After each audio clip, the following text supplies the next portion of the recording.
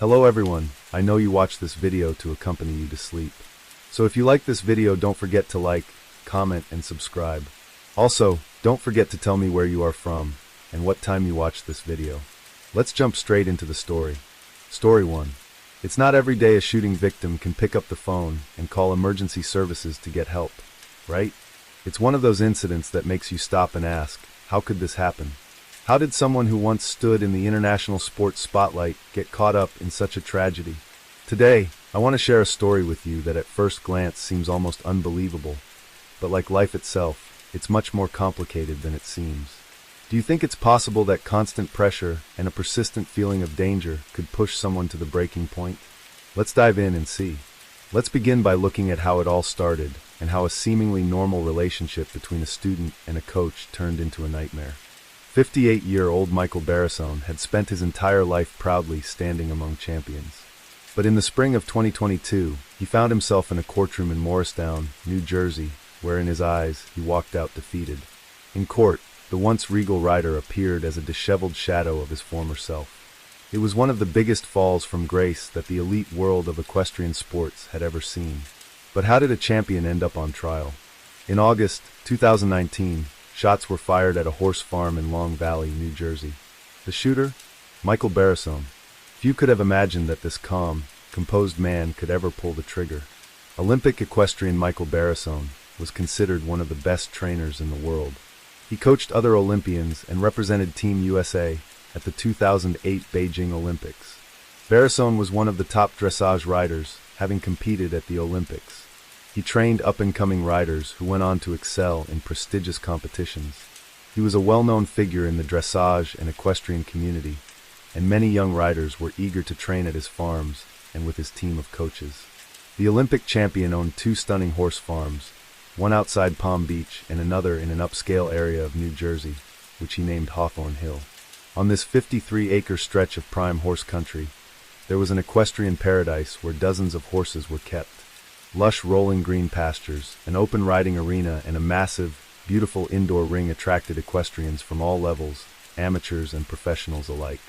And their horses trained under Michael Barrasone. They saw him as a strict and disciplined coach, a man who liked to keep everything under control. Horses require constant care, so Laura and Chelsea lived and worked at the stables, looking after the horses around the clock. In return, they received free riding lessons from the Olympian. A year before the tragedy, the Olympic champion had been scouting new talent at his Florida horse farm. When he was approached by 37-year-old Lauren Kanarick, a woman with dreams of becoming a dressage champion.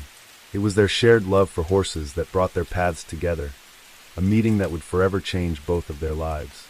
At the age of 3, Lauren first saw horses and immediately fell in love with these majestic animals that symbolize strength, freedom, and grace.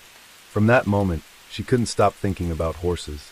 Like many little girls, she dreamed of having her own pony, and as she grew older, she wanted to compete professionally in the equestrian world. Lauren's father, Jonathan Kanarick, bought her first horse when she graduated from high school, and she threw herself into her passion. By the time Lauren won her first amateur competitions, dressage superstar Michael Barrasone had already made his name in the sport. She watched him closely, mesmerized by the harmony and precision with which he performed his dressage routines. And she too wanted to ride with Michael and learn the same graceful ballet-like movements of dressage. After the event, Michael approached Lauren and invited her to train at his riding club in New Jersey. Everyone knew Michael as an Olympic champion. He was a real star, so passing up on an opportunity like that would have been foolish. Lauren was on the lookout for the best trainer, and she really liked Michael Barrasone's riding club. It was an offer she couldn't refuse. However, their arrangement was unlike any other Michael had made with anyone before. Lauren started training with Michael at Hawthorne Hill. She paid him $5,000 a month for lessons, boarding her horses, and living in an apartment at his white farmhouse. Michael shared the house with his assistant trainers, Justin Harden and Mary Haskins Gray. Mary was a respected Grand Prix rider, a divorced mother of 2, and a close friend of Michael's. At first, everything seemed to be going well for Lauren, and she had high hopes for her training. After all, the little girl who once dreamed of having a pony was now a student of a dressage master. The trainers and their new student got along well. Lauren's childhood dreams had come true, and her life seemed perfect. She posted pictures on Facebook with Michael and was quite happy with her lessons. But over time, Michael began to notice that Lauren wasn't just any student. She was quite demanding. The main reason for her dissatisfaction was what she saw as inadequate training from Michael's assistants and from the Olympic champion himself. But other students had never complained about Michael Barrasone's coaching team.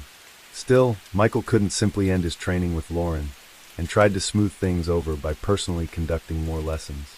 He was interested in the money he earned from Lauren, as bills had to be paid.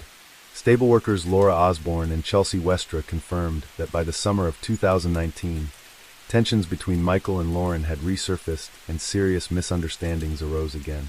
The conflict reignited over Lauren's expectations and the amount of attention she was receiving from Michael.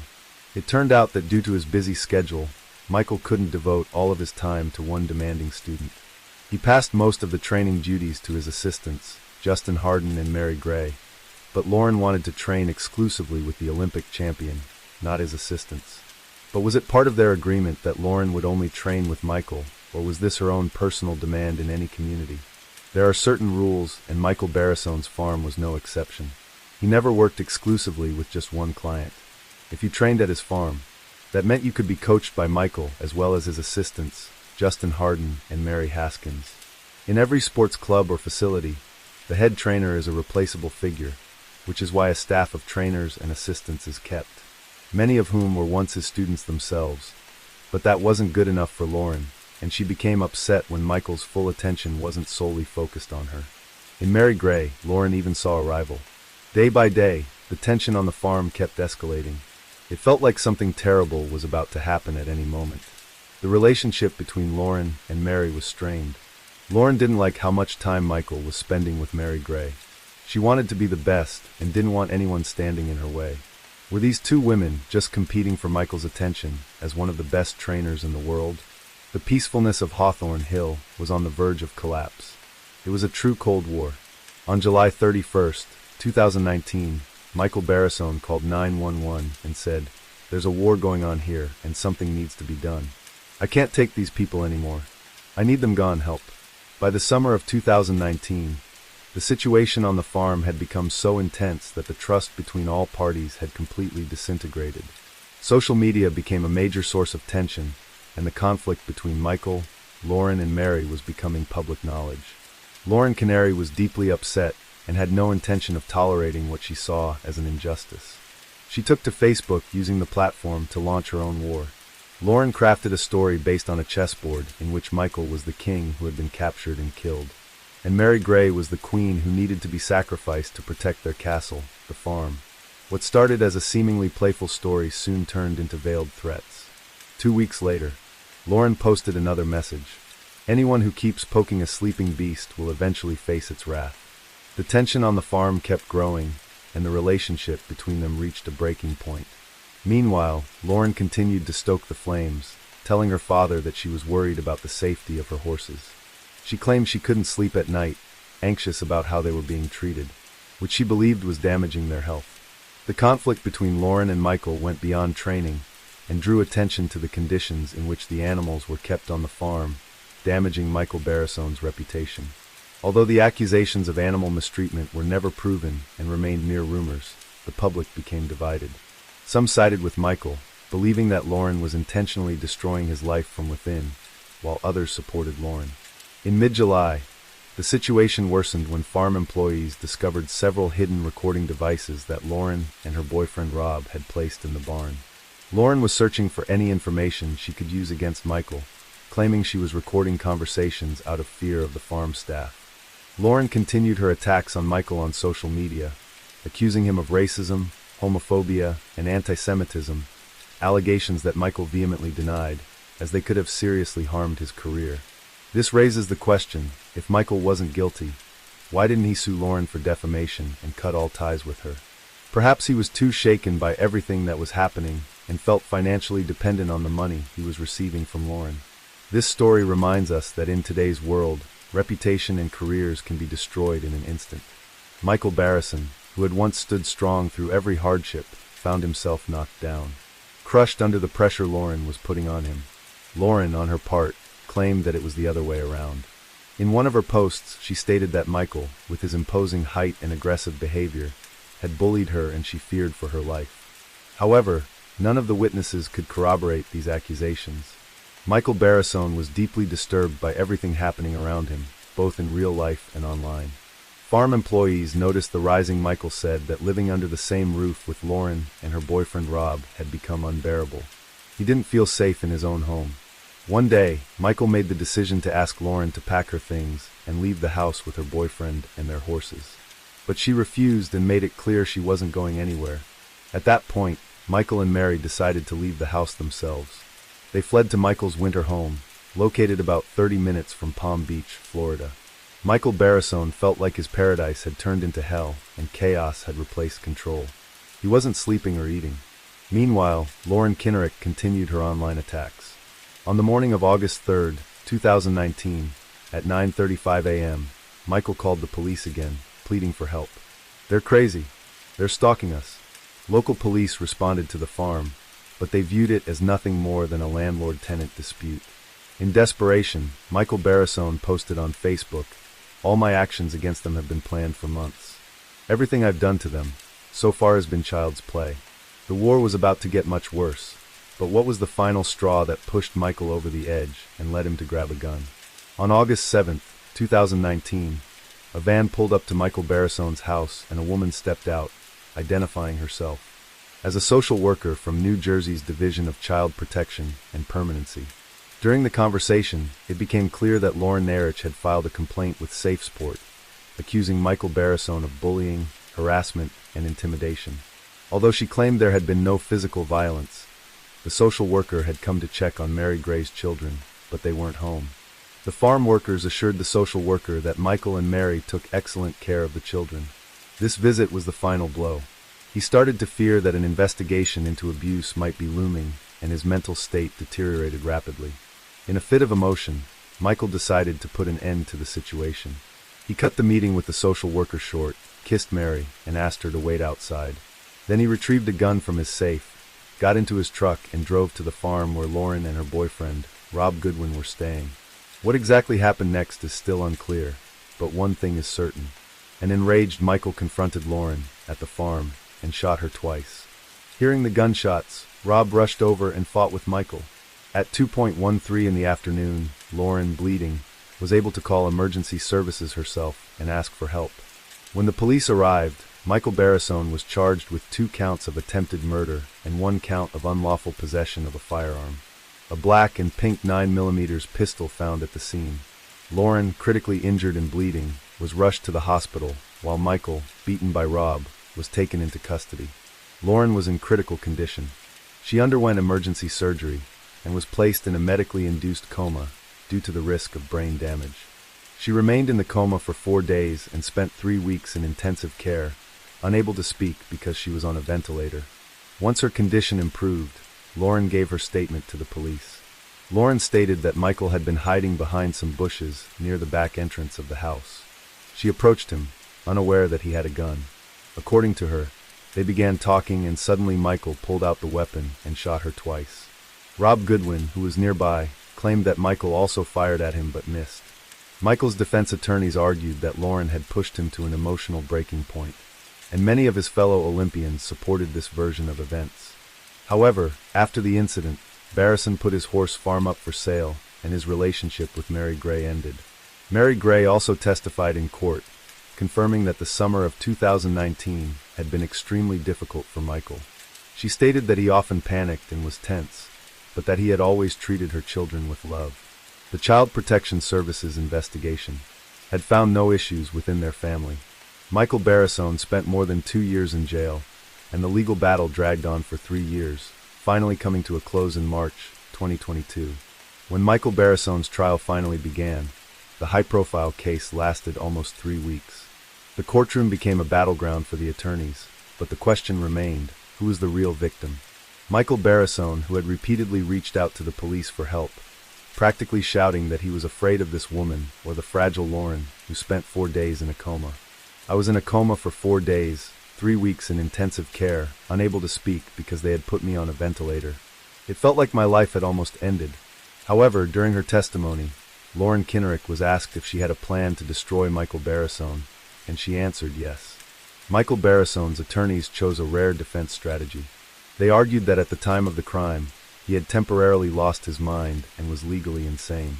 Barrisone himself claimed he remembered walking into his office, but had no recollection of grabbing the gun or shooting Lauren. Michael's lawyer, Ed Belinkas, insisted that his client undergo an evaluation by forensic psychiatrists. Doctors Stephen Simmering and Charles Hassan interviewed Michael at length, and concluded that Lauren Kinnerik had subjected him to emotional manipulation known as gaslighting, which ultimately broke his psyche. They argued that Lauren had been playing with his perception of reality, pushing him to a breaking point. Gaslighting is a form of manipulation where a person is made to doubt their own sanity, memories, and perception of events. Based on this conclusion, Michael's defense used the argument of temporary insanity, a rare plea in court. The court accepted this version and found Michael Barrisone legally insane at the time of the crime, absolving him of criminal responsibility. The jury ruled that he was not accountable for his actions that day. What does not guilty by reason of insanity mean? It means that a person is not held responsible for their actions because, at the time of the act, they were not aware of what they were doing. Barrisone admitted to shooting Lauren, but he claimed he didn't intend to kill her, only that he wanted her to leave. After the verdict was announced, an emotional Barrisone broke down in tears and collapsed into the arms of his lawyer. His legal team called this justice, arguing that Michael was the true victim, driven to madness. If he had been found guilty, he could have faced up to 80 years in prison. But the question remains, even under stress, what could have driven him to grab a gun and shoot? Barrisone claimed he couldn't remember the actual moment of the shooting, though he recalled everything else. Dr. Louis Schlesinger expressed doubt that Barrisone experienced a psychological blackout. It's possible that Robert Goodwin, Lauren's fiancé, struck Michael on the head during their struggle, which could explain his memory lapses. However, it's important to remember that Lauren Kinnerik, who was shot twice in the chest, is also a victim. This fact was somewhat overshadowed during the trial, even though many in the equestrian community rallied around Michael Barrisone and saw his actions as justified. To this day, the exact motive behind the shooting remains unclear. According to police, Michael Barrisone had been trying to evict Lauren and her fiancé from the farm, but the situation was complicated by the fact that the couple not only rented the house, but also boarded their horses on the property. The police also noted that in the week leading up to the shooting, the farm had been the subject of numerous complaints from Lauren Kinnerik, who had contacted local authorities regarding rental violations. According to court documents, on August 7, 2019, around 2:45 p.m., Michael Barrisone confronted Lauren and her fiancé on the porch of the house. The conversation quickly escalated, and Barrisone shot Lauren twice in the chest. Lauren's fiancé tried to wrestle the gun away, but Barrisone managed to fire one more shot, which hit a window. However, the skilled defense attorney successfully argued that Michael Barrisone was suffering from a mental defect that made him believe he was genuinely in danger from Lauren Kinnerik, and that he did not understand the consequences of his actions. The defense also claimed that Kinnerik and Goodwin sicked their dog on Barrisone and even attacked him. Kinnerik had been posting inflammatory remarks about Michael Barrisone on social media, portraying the former Olympic champion as someone who had lost his mind. Michael Barrisone's lawyer, Edward Belinkas, was thrilled with the verdict. But Lauren Kinnerik's attorney, Bruce Nagel, called the decision a miscarriage of justice and accused Barrisone of putting on a performance for the jury. Lauren's lawyer has no intention of giving up and is determined to seek justice. He believes the court's ruling is madness and that Michael Barrisone is a criminal who should be punished to the full extent of the law. A few weeks after the verdict, Michael Barrisone was transferred to a psychiatric hospital. He was committed to the facility where he will remain until a judge determines when or if he can be released back into society. This case truly raises a lot of questions. The fact that Michael Barrisone was an Olympic champion, it doesn't absolve him of responsibility for his actions. The law protects property rights, and if Michael was unable to evict Lauren and chose to leave himself, it implies that she had a legal right to stay on the farm. Additionally, it's strange that he continued to collect $5,000 a month from her for training, despite his dissatisfaction. If Lauren was paying such a high sum, her expectations that she would be trained by Barrisone personally rather than his assistants were reasonable. After all, the fact remains, Michael almost killed someone. Following the incident, Lauren became the target of online harassment, with Bari's own supporters saying she deserved to be shot. But let's consider her side of the story. She was paying a significant amount of money for a service that wasn't being fully delivered. She expected to train with a champion, but instead she was being taught by assistants. Yes, her actions, taking the conflict public on social media, can be seen as toxic, and she even admitted that she wanted to damage his career. But she had the right to express her frustration, especially since she never directly mentioned his name in her posts. Now picture this. A grown man, overwhelmed by his emotions, grabs a gun and tries to kill her. This is an attempt to take a life. The question is, did Lauren truly threaten his life? She wasn't trying to harm him. A person in a healthy emotional state would have handled the situation differently, by breaking the contract, calling the police, or resolving the issue legally, but wouldn't have resorted to violence. Imagine you're dissatisfied with the service at a restaurant and file a complaint, and in response the owner tries to shoot you. It's absurd, right? This story also raises concerns about the state of society, where a woman's words can be taken as absolute truth without proper verification. We live in a world where the feeling of perceived victimization can drastically affect how situations unfold. But let's get back to this story.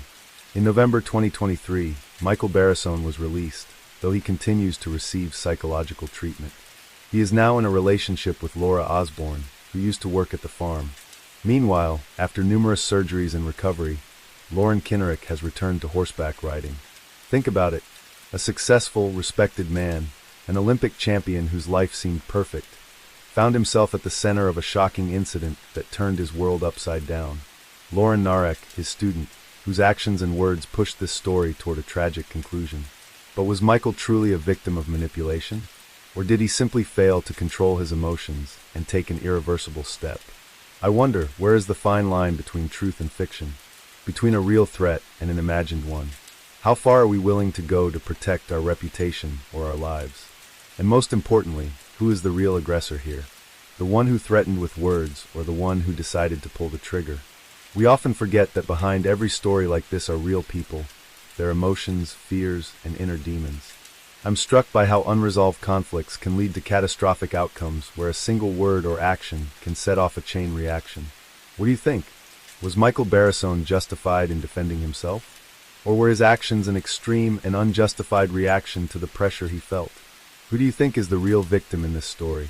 Personally, I believe both sides bear some responsibility for how things turned out. But even so, no one has the right to take another person's life. Story 2. United States, 2020.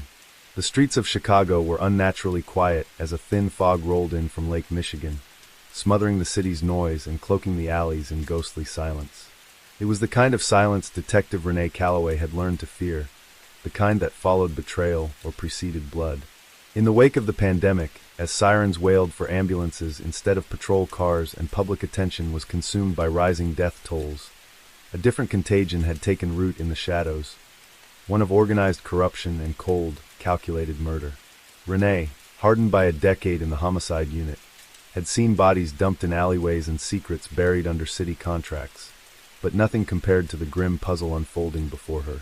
A prominent biotech CEO, Christopher Langston, was found dead in his penthouse, his body slumped beside a shattered glass of whiskey, eyes wide open, frozen in a moment of terror.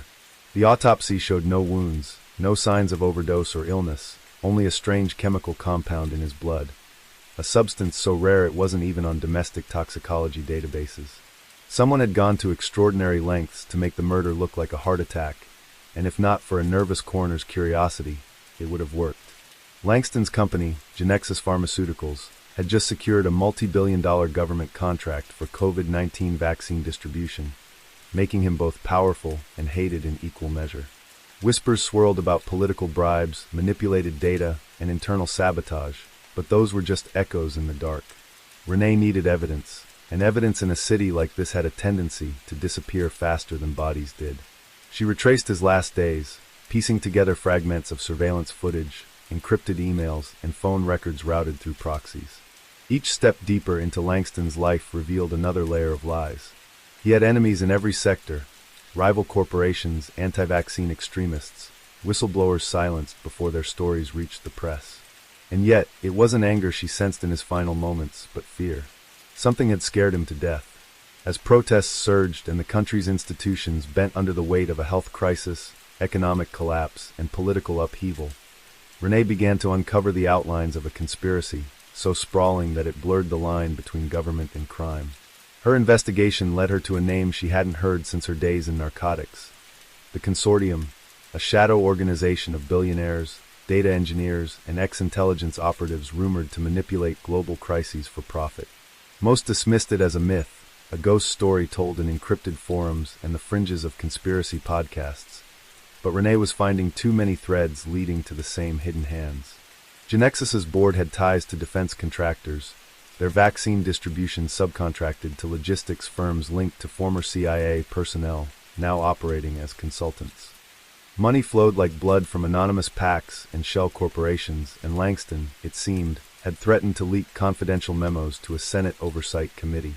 That was the real motive. He hadn't been killed out of revenge, but as a warning to others. But there was more.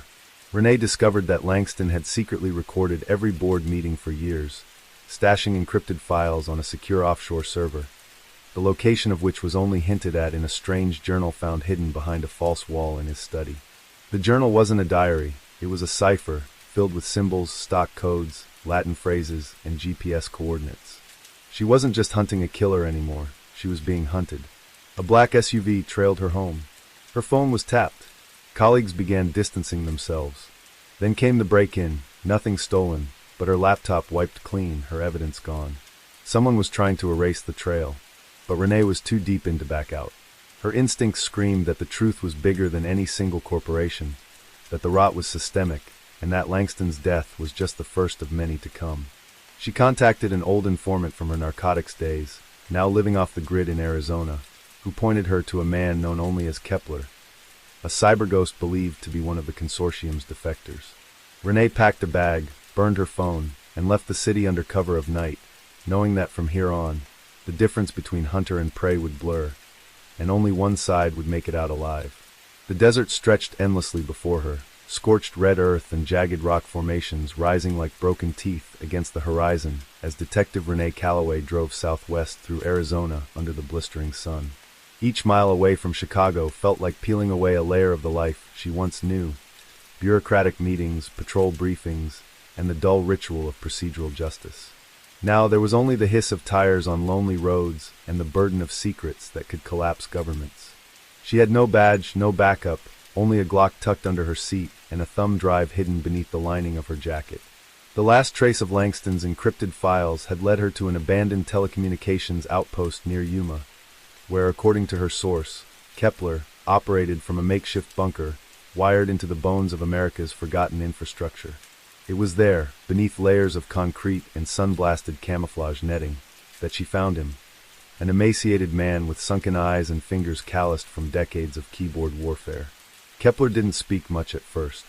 He simply pointed her to a terminal and booted up a black screen flooded with scrolling green text. What followed was a download of information that reshaped her entire understanding of the case. Langston had stumbled onto more than corporate malfeasance.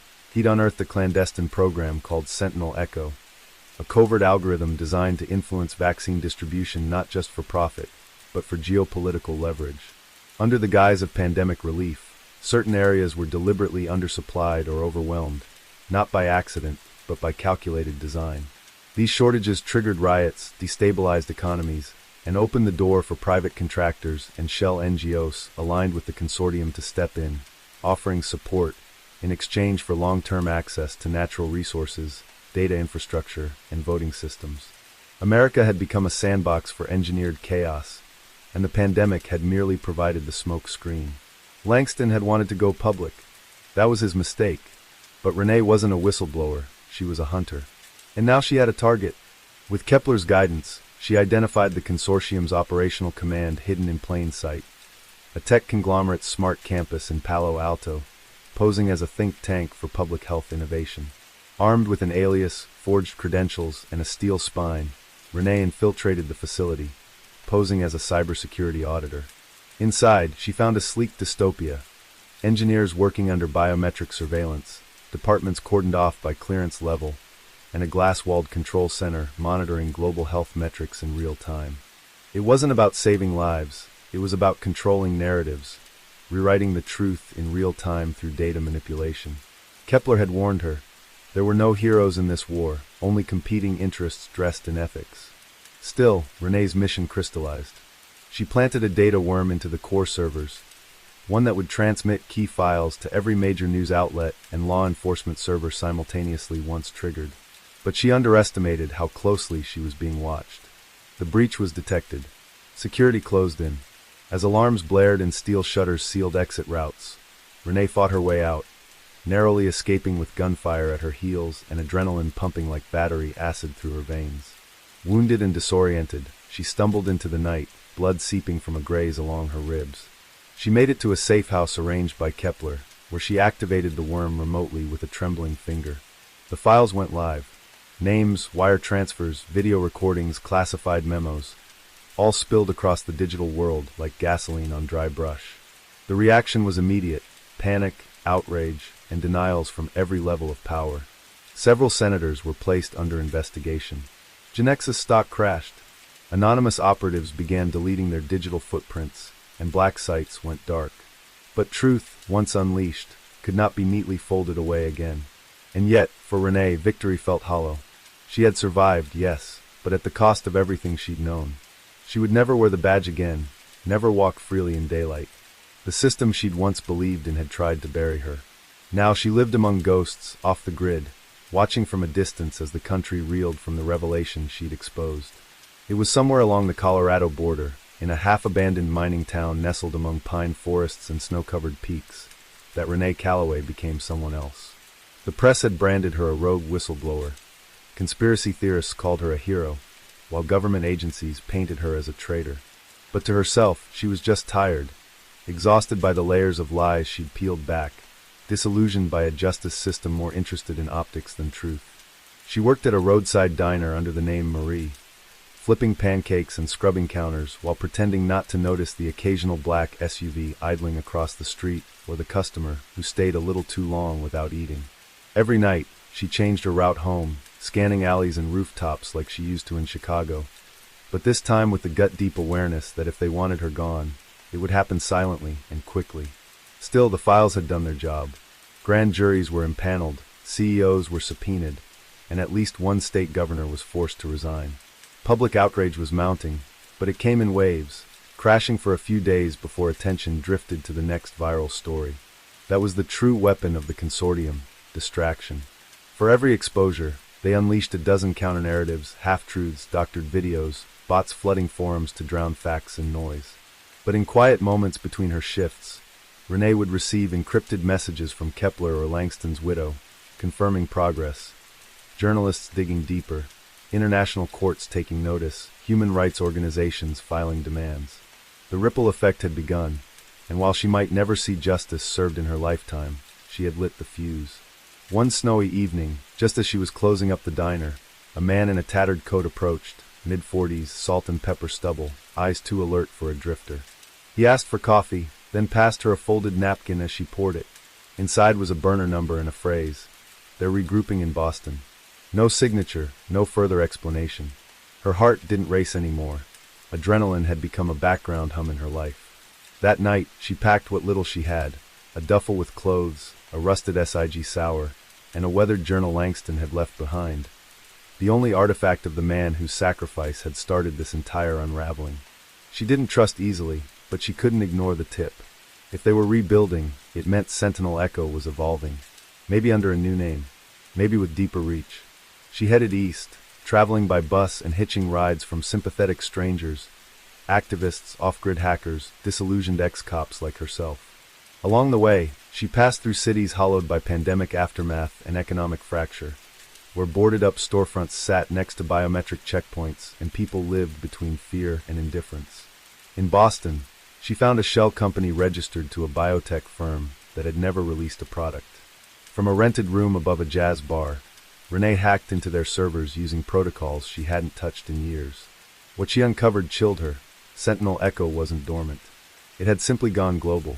A new project, Vigil, was already running test operations in Europe, Africa, and Southeast Asia, this time manipulating food distribution data and refugee flows to engineer instability. All with the same objective: privatized control of crisis zones. The same players were involved, different names, same bloodline. Renee stared at the screen, fury rising not from defeat, but from purpose. This wasn't over. It never would be. But she was still standing, still fighting. In a world addicted to control, she had become the anomaly, unpredictable, invisible, relentless. And as long as she drew breath, they would never be safe from the truth. Let's jump to next story. Story 3. Las Vegas, 2020. Beneath the searing neon haze of the Las Vegas Strip, where blinking lights mask darker truths and fortunes change with the toss of a chip, Detective Elena Varela navigated a city that never truly slept, only shifted its sins from one casino floor to another. It was August 2020, the world outside struggling with lockdowns and chaos, but in Vegas, the illusion still lived, flickering dimmer, perhaps, but never fully extinguished.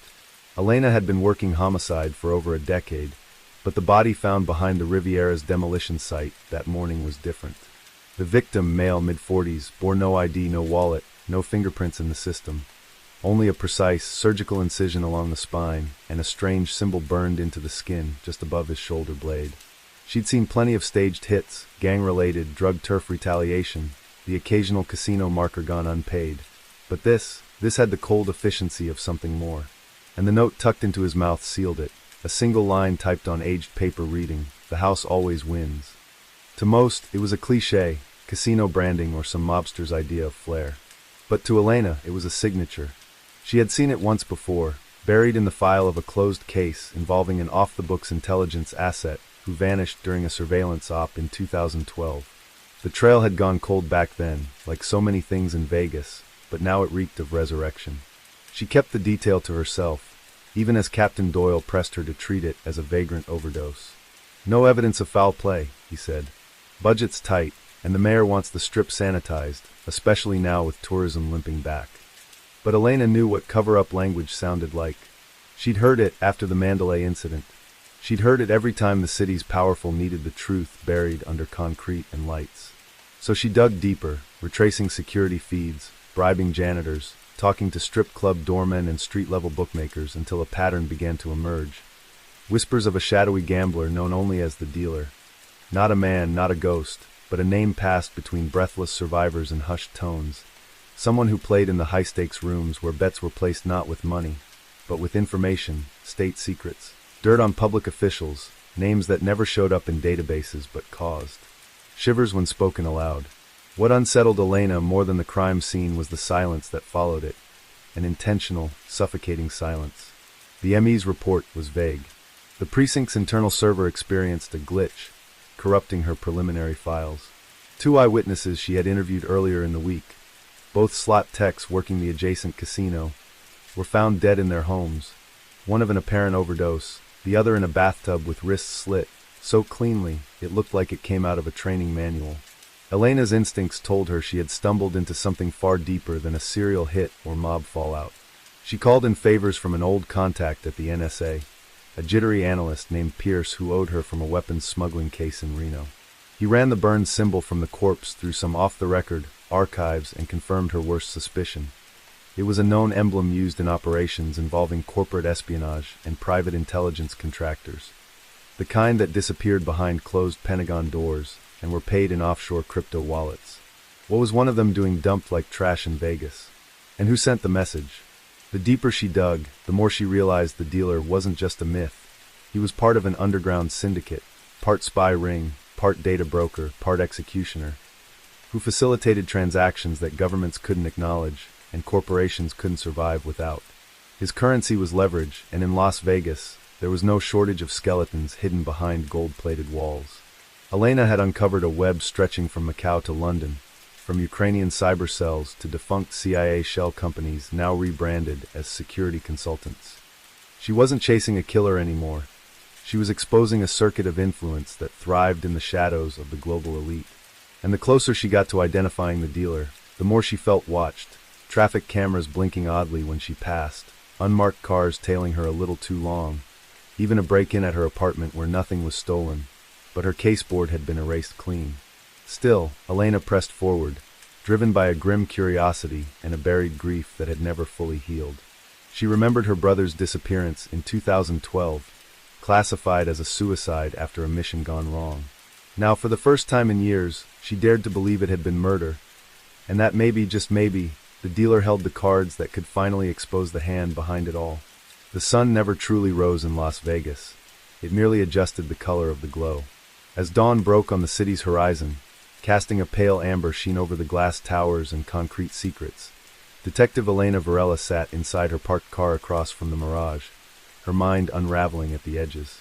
Her latest lead had come from an unlikely source, a low-level fixer named Rico Morentes, who worked as a middleman for untraceable deals in the hotel security ecosystem. Rico was nervous, paranoid even, but desperation had loosened his tongue.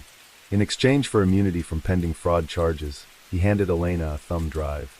"It's a dead man's switch," he said, voice trembling, glancing over his shoulder every 5 seconds. "I was told to deliver it if something happened to the guy you found."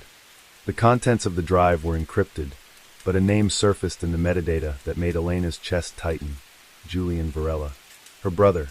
His file had been redacted in every official archive she'd searched, his record expunged as if he'd never lived. But here it was again, tied to a clandestine operation titled Obsidian Wager, and a list of targets: high-ranking corporate officers, military contractors, even foreign diplomats, alongside brief descriptors, and next to each the word, compromised. Elena felt a cold rush behind her eyes. This wasn't just about one corpse behind a construction site. This was a power network built on blackmail, data extortion, and assassination. Every name on the list had met a strange or scandalous end over the past 8 years. Julian had been one of the architects, it seemed, until he vanished. Or was vanished. And now that same machine was closing in on her. Within hours of decrypting the drive, Elena's laptop crashed, her precinct login was revoked, and an anonymous voice called her burner phone with an ultimatum: "Drop the case, or your next sunrise will be your last." She recognized the voice, not the person, but the calm menace beneath it. It was the kind of voice that had delivered orders in war zones, had overseen drone strikes and disappearances. "You don't know what you're touching," it added. "This isn't justice. This is balance." But Elena wasn't backing off. If they wanted her quiet, she would make noise loud enough to wake the Strip. Armed with only a USB clone of the drive in her badge, which, at this point, was more liability than shield, Elena reached out to the only ally she had left who wasn't compromised or dead: Miriam Cates, an investigative journalist blacklisted after exposing federal abuse in privatized prison systems. Miriam had connections in independent media and access to secure upload portals, and while Elena didn't fully trust her, she had no other choice. They met in the unlit backroom of a closed tattoo parlor in North Vegas, surrounded by flickering UV lights and the hum of broken equipment. Miriam reviewed the files in silence, her expression hardening as the implications became clear. "This isn't a syndicate," she whispered. "This is a marketplace of leverage, of manipulation. These people are selling political outcomes like they're betting on horse races." The name the dealer came up repeatedly in the message headers and financial transactions, always encoded, but always present, an unseen broker ensuring the flow of information and profit. His location remained a ghost, but one lead hinted at a private poker event held biannually beneath the Aria, in a chamber not listed on any architectural blueprint, reserved for guests with net worths over 9 digits. The next one was scheduled in 6 days. Miriam suggested leaking the list immediately, but Elena hesitated. If she moved too soon, the syndicate would erase itself and disappear again. If she moved too late, she'd end up like Rico, who was found shot execution style in a desert culvert that same night, his tongue cut out and the word dealer carved into his chest. Elena knew the poker event wasn't just a meeting. It was an auction, a stage where the next world-altering decision would be sold to the highest bidder. And if she could infiltrate it, she might just draw the dealer into the light. The plan was suicidal. She didn't have the invitation, the disguise, or the clearance.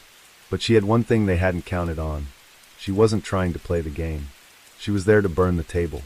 By the time the 3rd day passed, Elena Varela had become someone else entirely.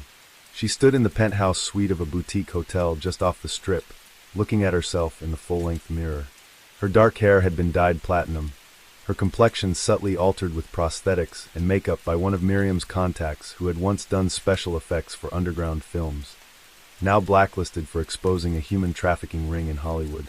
Elena's dress was custom, black silk with silver embroidery resembling the inside of a microchip, tailored to echo elegance and intimidation. Around her neck was a counterfeit tag from a defunct South Korean hedge fund known to front for proxy bidders. It glimmered like real access, enough to fool the AI-based security the area's undervault reportedly used. She had studied the entry protocols, biometric gates, voice-scan dialogue authentication, and an encrypted ledger of invitation codes generated 36 hours before the event. Miriam had managed to intercept one using a whistleblower inside a Panamanian satellite firm, one of the shell companies tied to the Obsidian Wager initiative. Elena memorized her alias, Celeste Aragon, risk analyst and sovereign asset manager, and burned every digital footprint that could tie her to her real identity. That morning, she stood at the gates of the elevator beneath the Aria, where the walls were padded and the air recirculated with lemon-scented vapor. She presented the tag, answered the voice query, and stepped inside the capsule that descended not into a floor, but a hidden vault that existed beneath registered construction zones. The doors opened into a room lit by oil lamps and surveillance drones, filled with 20 men and women dressed in silence and power. At the center was the table, marble, round, engraved with playing card suits, and surrounded by black chairs with no names. And there he sat, a pale, slight man with a poker dealer's glove on only his right hand, shuffling a deck made not of plastic but thin slate tiles. The dealer. His presence was unassuming, almost frail, but the way everyone else deferred to him told Elena she'd found the pulse of the machine. When he looked up, his eyes were like old glass, reflective, unreadable. "Celeste Aragon," he greeted, his voice warm, disturbingly sincere. "Welcome to the final game." What followed was no ordinary poker match. There were no chips, no drinks, no guards, just dossiers.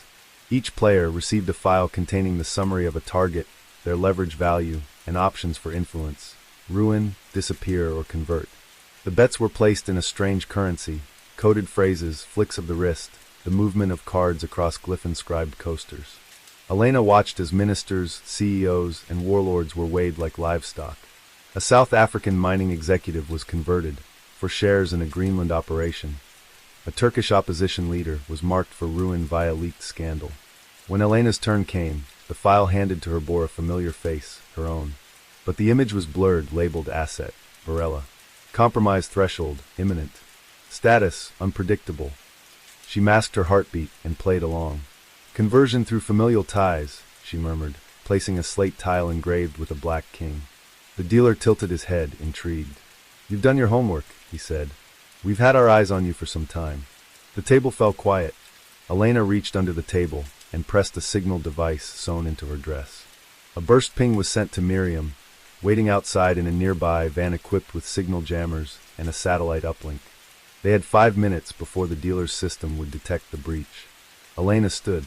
"You deal in corruption like it's tradition," she said aloud. "But it ends tonight." Gasps rose around her as the hidden camera on her lapel began to stream the meeting live across encrypted feeds. Panic spread through the room. One woman collapsed. Another man drew a pistol, but the dealer raised his hand. "This doesn't change anything," he said, smiling thinly. "Burn the table if you like. Another one will be built."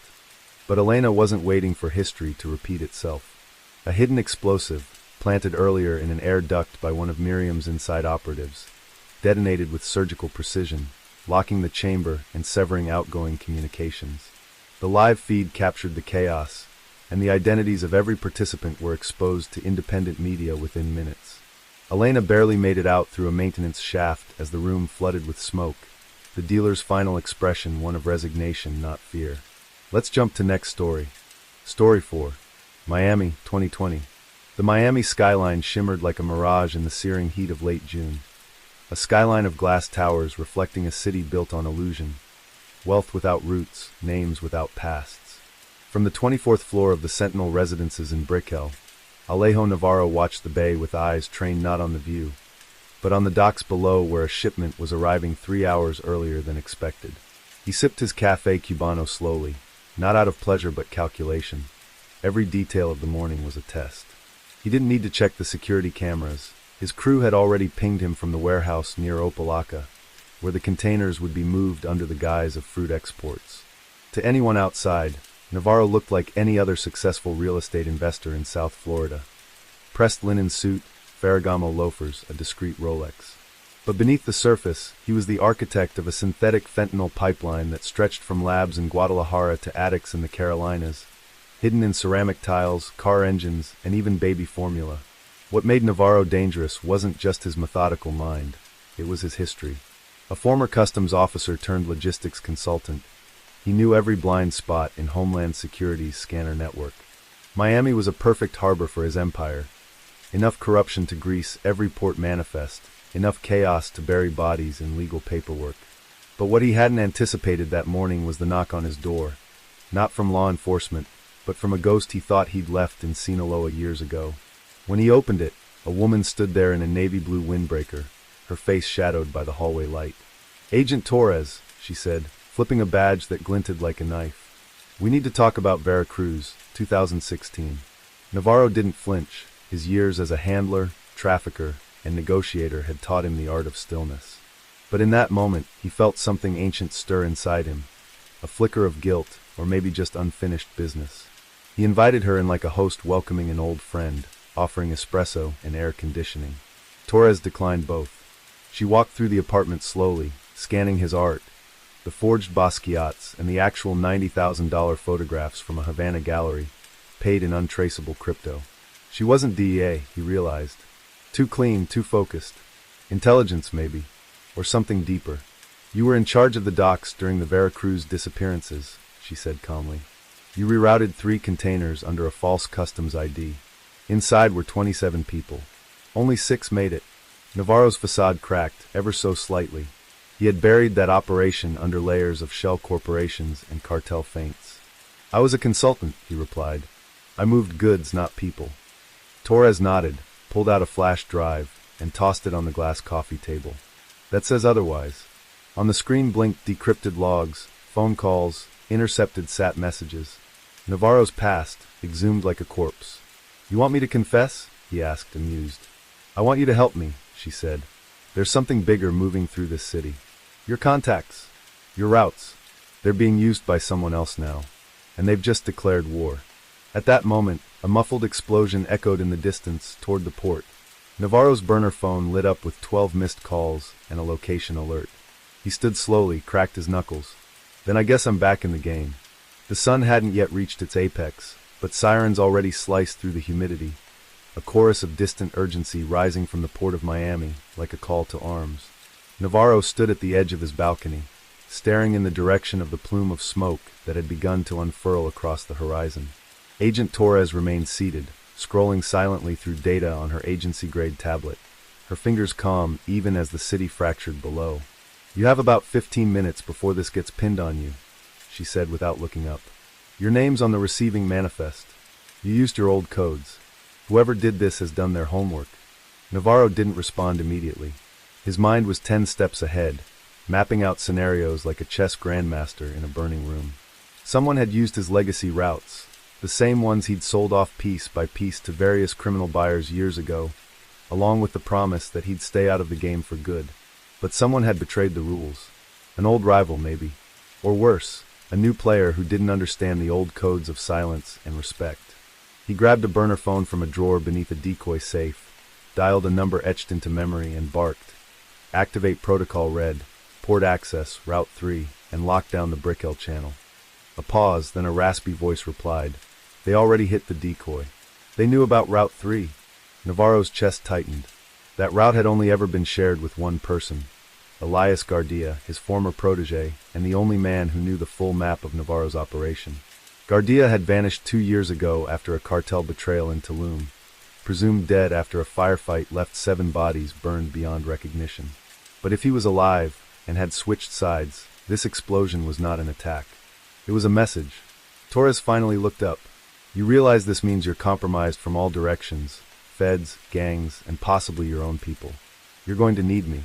Navarro chuckled dryly, lighting a cigarillo and exhaling through his nose like a dragon testing the air. "What agency did you say you were with again?" "I didn't," she answered.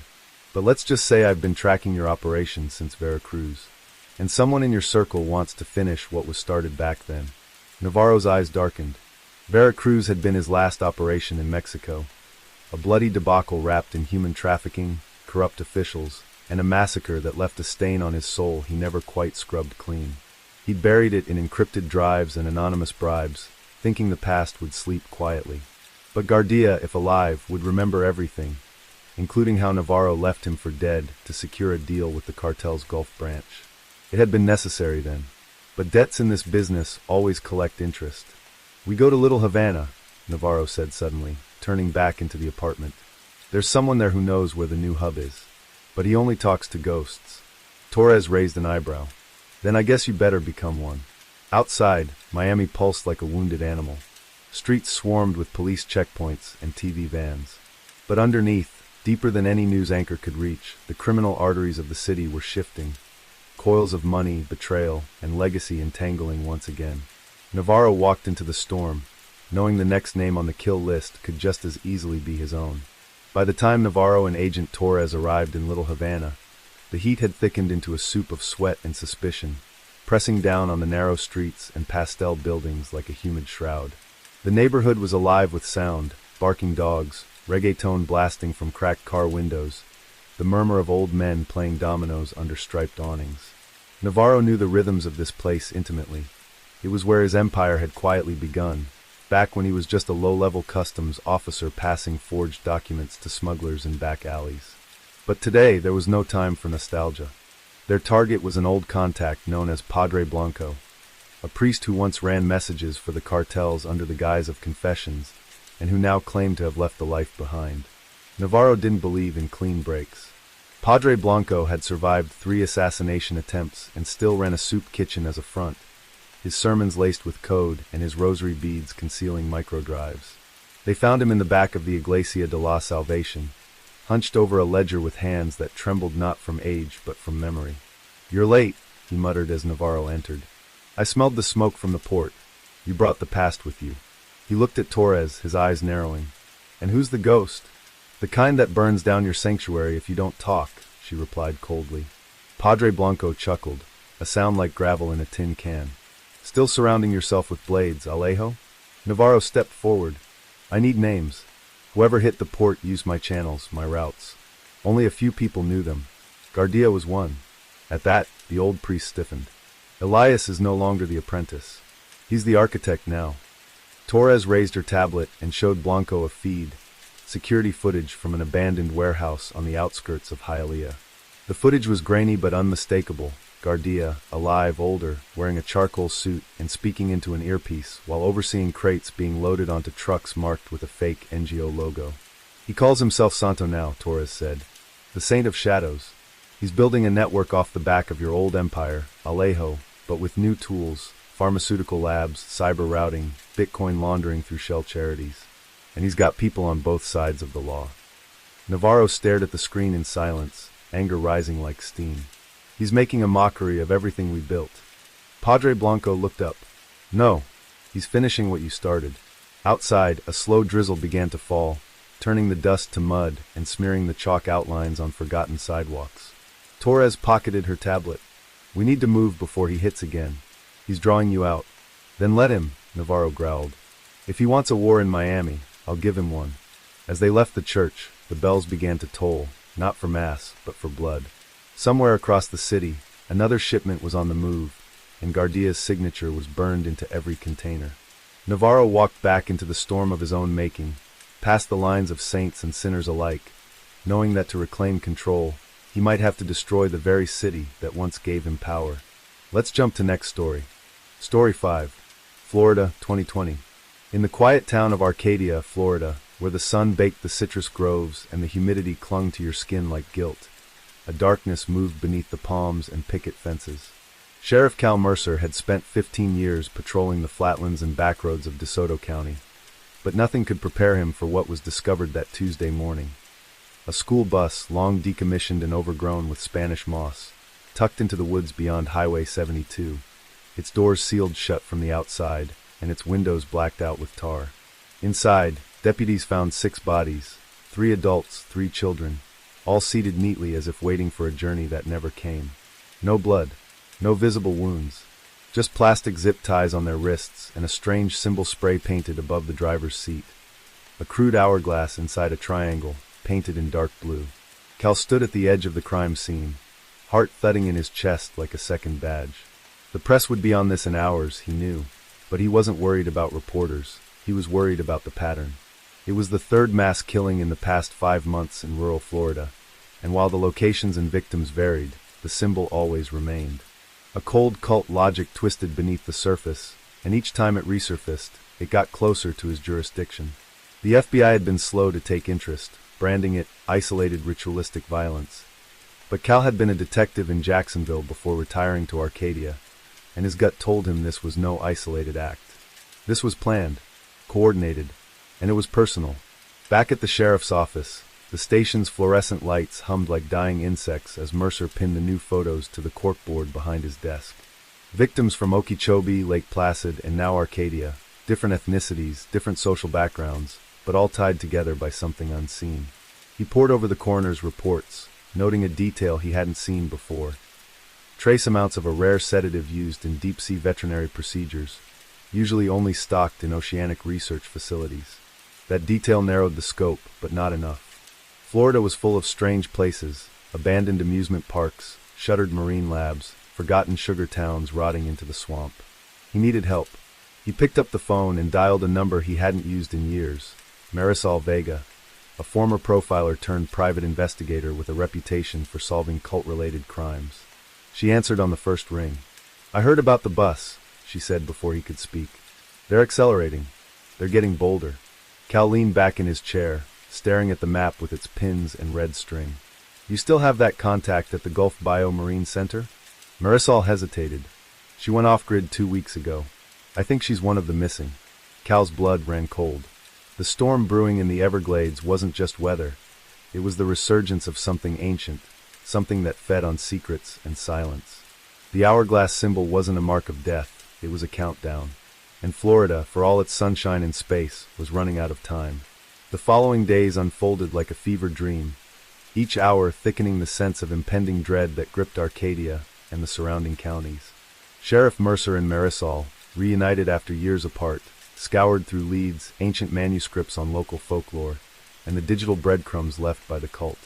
The hourglass inside the triangle, what was once dismissed as graffiti, now revealed itself as a sigil steeped in dark history, tracing back to pre-colonial tribes and secret societies that thrived on ritual sacrifice disguised as community purification. Marisol's analysis pointed toward a shadowy faction called the Timers, a name whispered in criminal underworlds and dismissed as myth by most law enforcement. But their methods were ruthlessly real: abductions, psychological manipulation, and the use of rare sedatives to incapacitate victims without leaving traceable injuries. Each killing was a message, a step in a sinister plan to cleanse Florida of what they considered moral decay. As the media frenzy grew, so did public fear. Families locked their doors earlier, and children's laughter faded from the parks. Meanwhile, the cult's activities moved from the shadows into the daylight, threatening local officials, sabotaging power grids, and orchestrating symbolic attacks that mirrored the hourglass's passage of time. Moments of stasis followed by explosive chaos. One night, as thunder rolled over the Everglades and lightning split the sky, Cal and Marisol received an anonymous tip directing them to a forgotten sugar mill on the edge of town. The air there was heavy with the scent of rot and rust, and the beams of their flashlights cut through thick swarms of mosquitoes as they navigated the maze of abandoned machinery. Inside the main building, the walls were plastered with faded newspaper clippings and photos of missing persons, some linked to the recent murders, others from decades past. At the center stood a crude altar, decorated with shards of glass, dried flowers, and the unmistakable hourglass symbol carved deep into a slab of concrete. As they examined the scene, a faint buzzing noise grew louder, revealing a hidden compartment under the altar containing several tablets loaded with encrypted videos. With growing unease, Marisol decrypted one. The footage showed hooded figures chanting in a language neither of them recognized, surrounding victims who were drugged and seemingly willing participants in a macabre rite. The videos ended with a chilling message: "Time is the judge, and soon the sands will run out." The reality of their foe was no longer abstract. It was a tangible evil, organized and fanatical, willing to sacrifice everything to fulfill a prophecy only they understood. Cal clenched his fists.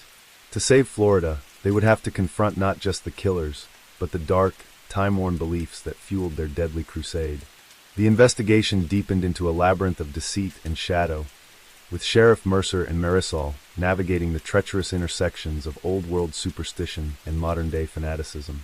Every clue pulled them further into a twisted history where Florida's lush landscapes, its swamps, orange groves, and abandoned sugar mills, were no longer just scenic backdrops but battlegrounds for a war that had lasted centuries in secret. The cult, the Timers, seemed to operate with an eerie omnipresence, their members embedded in local governments, law enforcement, and even emergency services. Each step closer revealed corruption festering beneath the community's surface like a hidden rot. Marisol's network uncovered that the cult used encrypted messaging apps to coordinate hits and manipulate public sentiment, while their symbolic acts of terror played on deep-seated fears of time slipping away, aging, death, inevitable judgment. One chilling lead directed them to an underground tunnel network beneath the Everglades, where ancient rituals were said to be performed at the stroke of midnight, timed precisely with the cult's hourglass motif. In the damp silence of the tunnels, lit only by their flashlights, they found cryptic symbols etched into the walls and remnants of recent gatherings, burnt sage, dried bones, and a fresh set of bindings. It was as if the cult had been waiting for them, testing their resolve, daring them to challenge the inevitable passage of time. As the days wore on, the pressure mounted. The media's sensational coverage fueled hysteria, townspeople grew restless, and local leaders demanded swift action. Yet, the cult's attacks became more brazen. Power outages plunged neighborhoods into darkness during critical moments, and more bodies appeared, staged with grotesque precision to reinforce the hourglass symbol. In a desperate move, Cal and Marisol coordinated a sting operation with federal agents, using intercepted communications to lure cult leaders to a gathering disguised as a ritual celebration. The night was humid and heavy with anticipation. As they approached the clearing deep in the woods, the flickering firelight revealed robed figures chanting in unison, their voices rising and falling like the ebb of the tide. Suddenly, sirens shattered the night, and agents moved in. But the cult was prepared. Smoke bombs exploded, disorienting the task force, and cultists scattered into the labyrinth of trees and swamp. In the chaos, Cal caught a glimpse of a masked figure slipping away, clutching a small, ornate hourglass. It was clear this war was far from over. Time, the cult's cruel master, kept slipping through their fingers, but Mercer vowed they would not let the sands run out without a fight. Let's jump to next story. Story 6. The dense jungle air hung heavy with humidity and secrets as Inspector Diego Morales stepped off the rickety bus and onto the cracked pavement of Puerto Maldonado, a city at the edge of the Amazon basin where the old world collided with the relentless push of modern greed. Diego had returned from Lima with a knot in his stomach and a case that refused to untangle itself. A series of disappearances involving indigenous activists, loggers, and scientists who had dared to challenge the burgeoning illegal mining operations swallowing the rainforest like a cancer. But this was no ordinary investigation. The victims were found scattered across the Peruvian wilderness, their bodies marked with enigmatic symbols carved into the skin, triangles enclosing jagged lines, a cryptic code etched with precision and cruelty. The local authorities whispered of a shadowy group called Los Hijos de la Selva, or the Children of the Jungle, a cult blending ancient Incan mythology with violent modern extremism. They claimed to protect the sacred lands, but enforced their twisted justice through terror and murder. Diego, seasoned and cynical, had seen the corruption threading through Peru's political and economic systems, but the raw brutality of this case pierced even his hardened resolve.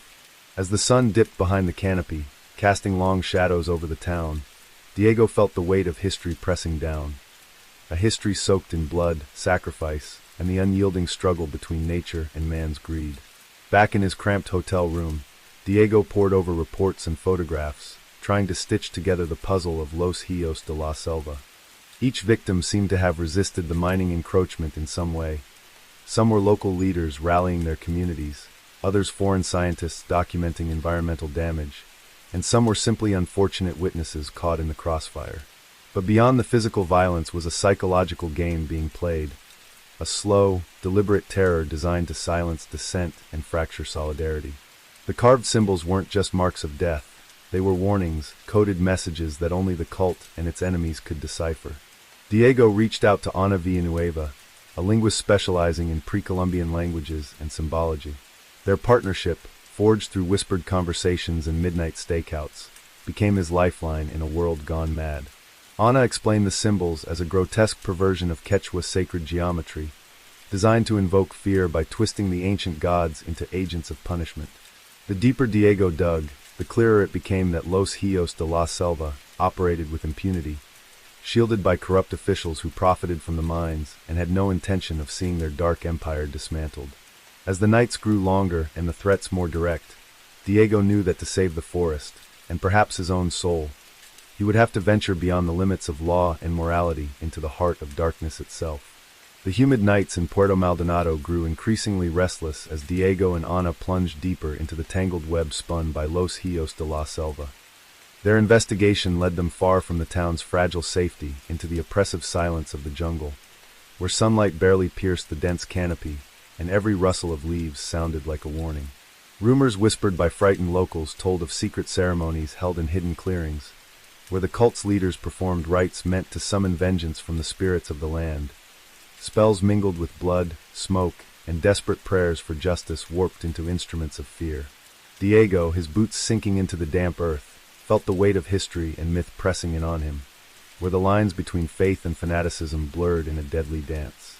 Anna's meticulous translations of the cult's messages revealed chilling plans to expand their reign of terror beyond environmental disputes, targeting government officials, journalists, and anyone threatening their control. Each coded letter, each symbol carved into victims' skin, was a sinister piece of propaganda, a call to arms for followers who believed they were enacting divine will in defense of a sacred wilderness. Yet beneath this veneer of righteousness lurked greed and cruelty, as the cult profited from extortion and alliances with criminal networks trafficking illegal gold and weapons. The jungle seemed alive with shadows, both natural and human, and every step forward brought Diego closer to a confrontation that could end his career, his freedom, or worse. Tensions climaxed one rainy evening when Diego received an urgent message from a local informant. A meeting of the cult's high council was to take place in a derelict hacienda deep within the Madre de Dios province. Armed with this lead, Diego and Ana assembled a small team of trusted officers, aware that the line between hunter and hunted had vanished. The journey through winding rivers and muddy trails tested their endurance, each moment weighted by the knowledge that the cult would not hesitate to strike. As they approached the hacienda's crumbling walls, torches flickered against the darkness, illuminating faces hidden beneath ceremonial masks.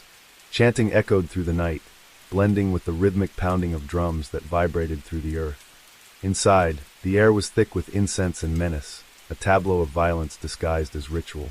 Diego's team moved swiftly, arresting key figures and seizing documents and weapons, but the cult's enigmatic leader slipped away, disappearing into the jungle's embrace like a ghost. The raid exposed the brutal reality of Los Rios de la Selva, a nexus of ancient beliefs twisted into modern terror, fueled by desperation and corruption. As dawn broke over the jungle canopy, Diego knew the battle for Peru's soul was far from over. The shadows would retreat only to regroup, and the forest silence would once again be broken by the cries of those caught in the crossfire. In the aftermath of the raid, the fragile calm that settled over Puerto Maldonado was deceptive, like the quiet before a storm that could burst at any moment. The dismantling of the cult's high council had dealt a significant blow to Los Rios de la Selva, but their influence seeped into the farthest corners of the rainforest and the political machinery in Lima. Diego felt the strain of the fight not just on his body, battered by long days trekking through unforgiving terrain, but on his mind and spirit. The faces of the disappeared haunted him, the activists who had been silenced, the scientists whose research had been stolen, the innocent villagers caught between colliding worlds of greed and faith. Each step forward in the investigation revealed further layers of complicity and betrayal, from local officials accepting bribes to multinational corporations turning a blind eye to illegal mining operations. The cult's narrative had found fertile ground in communities ravaged by poverty and neglect, where promises of spiritual protection and material gain were a siren's song that many could not resist. Diego realized that the battle was not merely against a criminal organization, but against systemic forces that perpetuated environmental destruction and social injustice. Every arrest was met with a surge of violence, as remaining cult members retaliated with guerrilla attacks. Ambushes on patrols, sabotage of communication lines, and kidnappings designed to instill terror and by silence.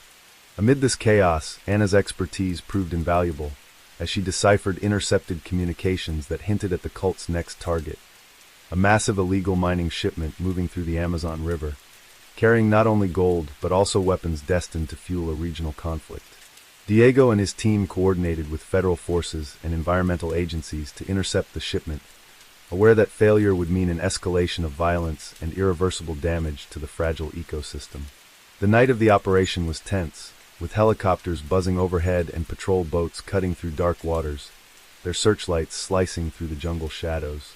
The confrontation was fierce and chaotic, gunfire echoing through the trees as cult militants fought to protect their profits and ideology. In the smoke and confusion, Diego locked eyes with the cult's elusive leader, a man whose charisma and ruthlessness embodied the jungle's ancient wrath. The leader's mask fell, revealing a face scarred by years of conflict, but his eyes burned with fanaticism that no capture could extinguish. When the dust settled, the shipment was seized, and many militants were arrested, but the leader slipped away once more, disappearing into the wilderness like a phantom. As dawn broke, Diego stood amidst the wreckage, knowing that the struggle to protect Peru's heartland from those who sought to exploit it was far from over. The jungle's secrets remained hidden in the shadows, and the war for its soul would continue in whispers and bloodshed long after this day. Let's jump to next story. Story 7. The city of Berlin in the autumn of 2009 was a labyrinth of shadows and whispers, where the echoes of a turbulent past lingered in the narrow alleys and crumbling facades. The cold air carried a faint hint of rain, and the streets, slick with recent showers, reflected the flickering neon signs from the bars and clubs that dotted Kreuzberg and Mitte. Amid the bustling crowd, a man moved with purpose, his coat collar turned up against the chill, eyes scanning the faces that passed him by as if searching for a phantom only he could see. His name was Victor Reinhardt, a private investigator who once had a promising career with the Berlin police, but whose obsession with solving a case that touched too close to home had driven him away from the force and into the murky underworld of freelance investigations. Victor's reputation for digging up uncomfortable truths was well known among both criminals and law enforcement alike, making him a figure both respected and feared. That evening, Victor was on the trail of a lead connected to a string of disappearances that had gripped the city over the last few months. Young women vanishing without a trace, their last known locations clustered around Berlin's nightlife districts. Officially, the police had labeled it as random abductions, perhaps the work of a transient predator, but Victor suspected something far more sinister was at play. His instincts had been sharpened by years of reading between the lines of half-truths and outright lies, and the pattern he was uncovering suggested a coordinated network operating in the shadows, exploiting the vulnerable while maintaining a veil of silence enforced by fear and complicity.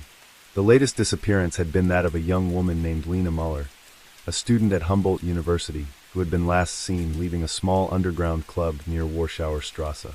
Victor had spent days questioning bartenders, security guards, and anyone who might have noticed something unusual that night, piecing together fragments of stories that never quite fit together. His investigation had led him to a dingy cafe near the Spree River, a place frequented by the city's underbelly, where whispers flowed like cheap vodka and trust was a currency rarely spent.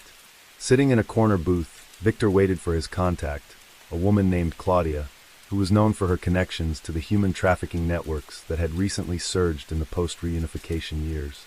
Claudia was a shadowy figure herself, her past as tangled as the streets of Berlin at night, and her loyalty measured in favors and survival rather than friendship. When she arrived, her eyes darted nervously around the room before settling on Victor. She slid a folded piece of paper across the table with a warning. "They're watching. You're getting too close."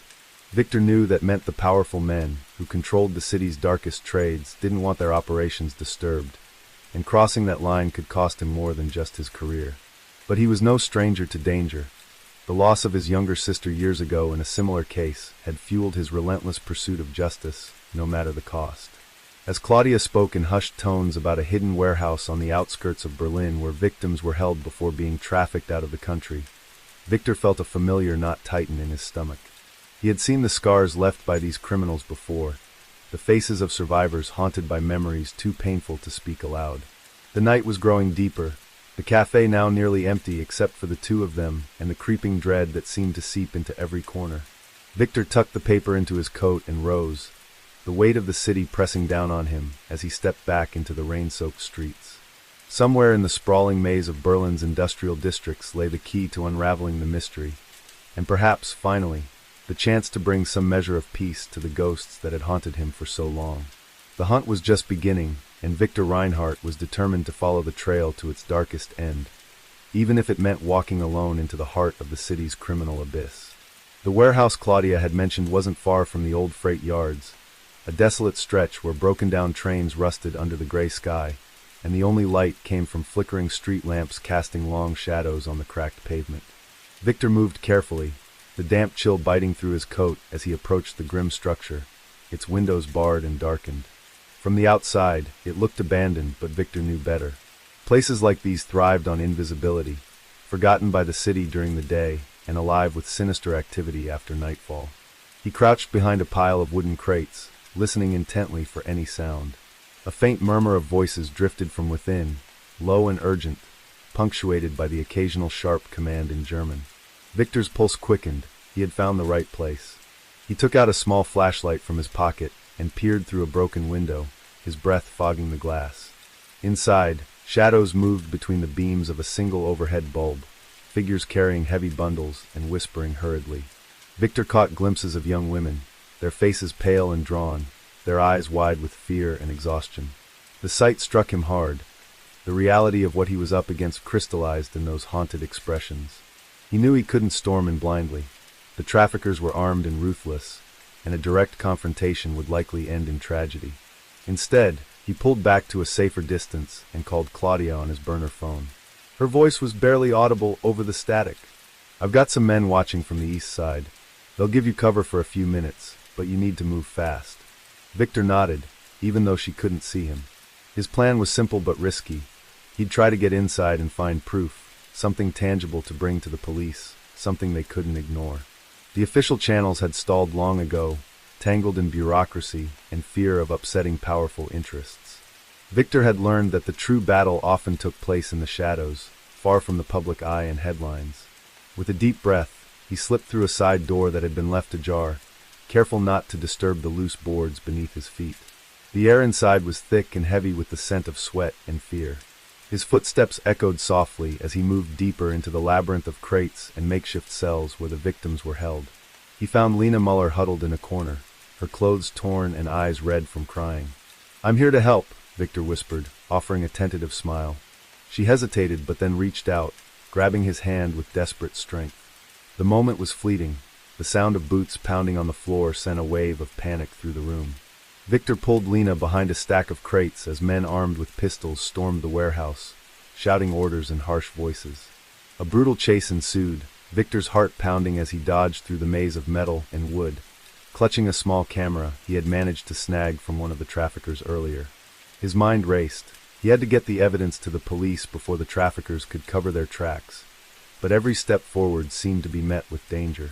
He barely escaped a hail of bullets that shattered the crates near him, forcing him to dive behind a rusted container. Lena followed closely, silent but determined.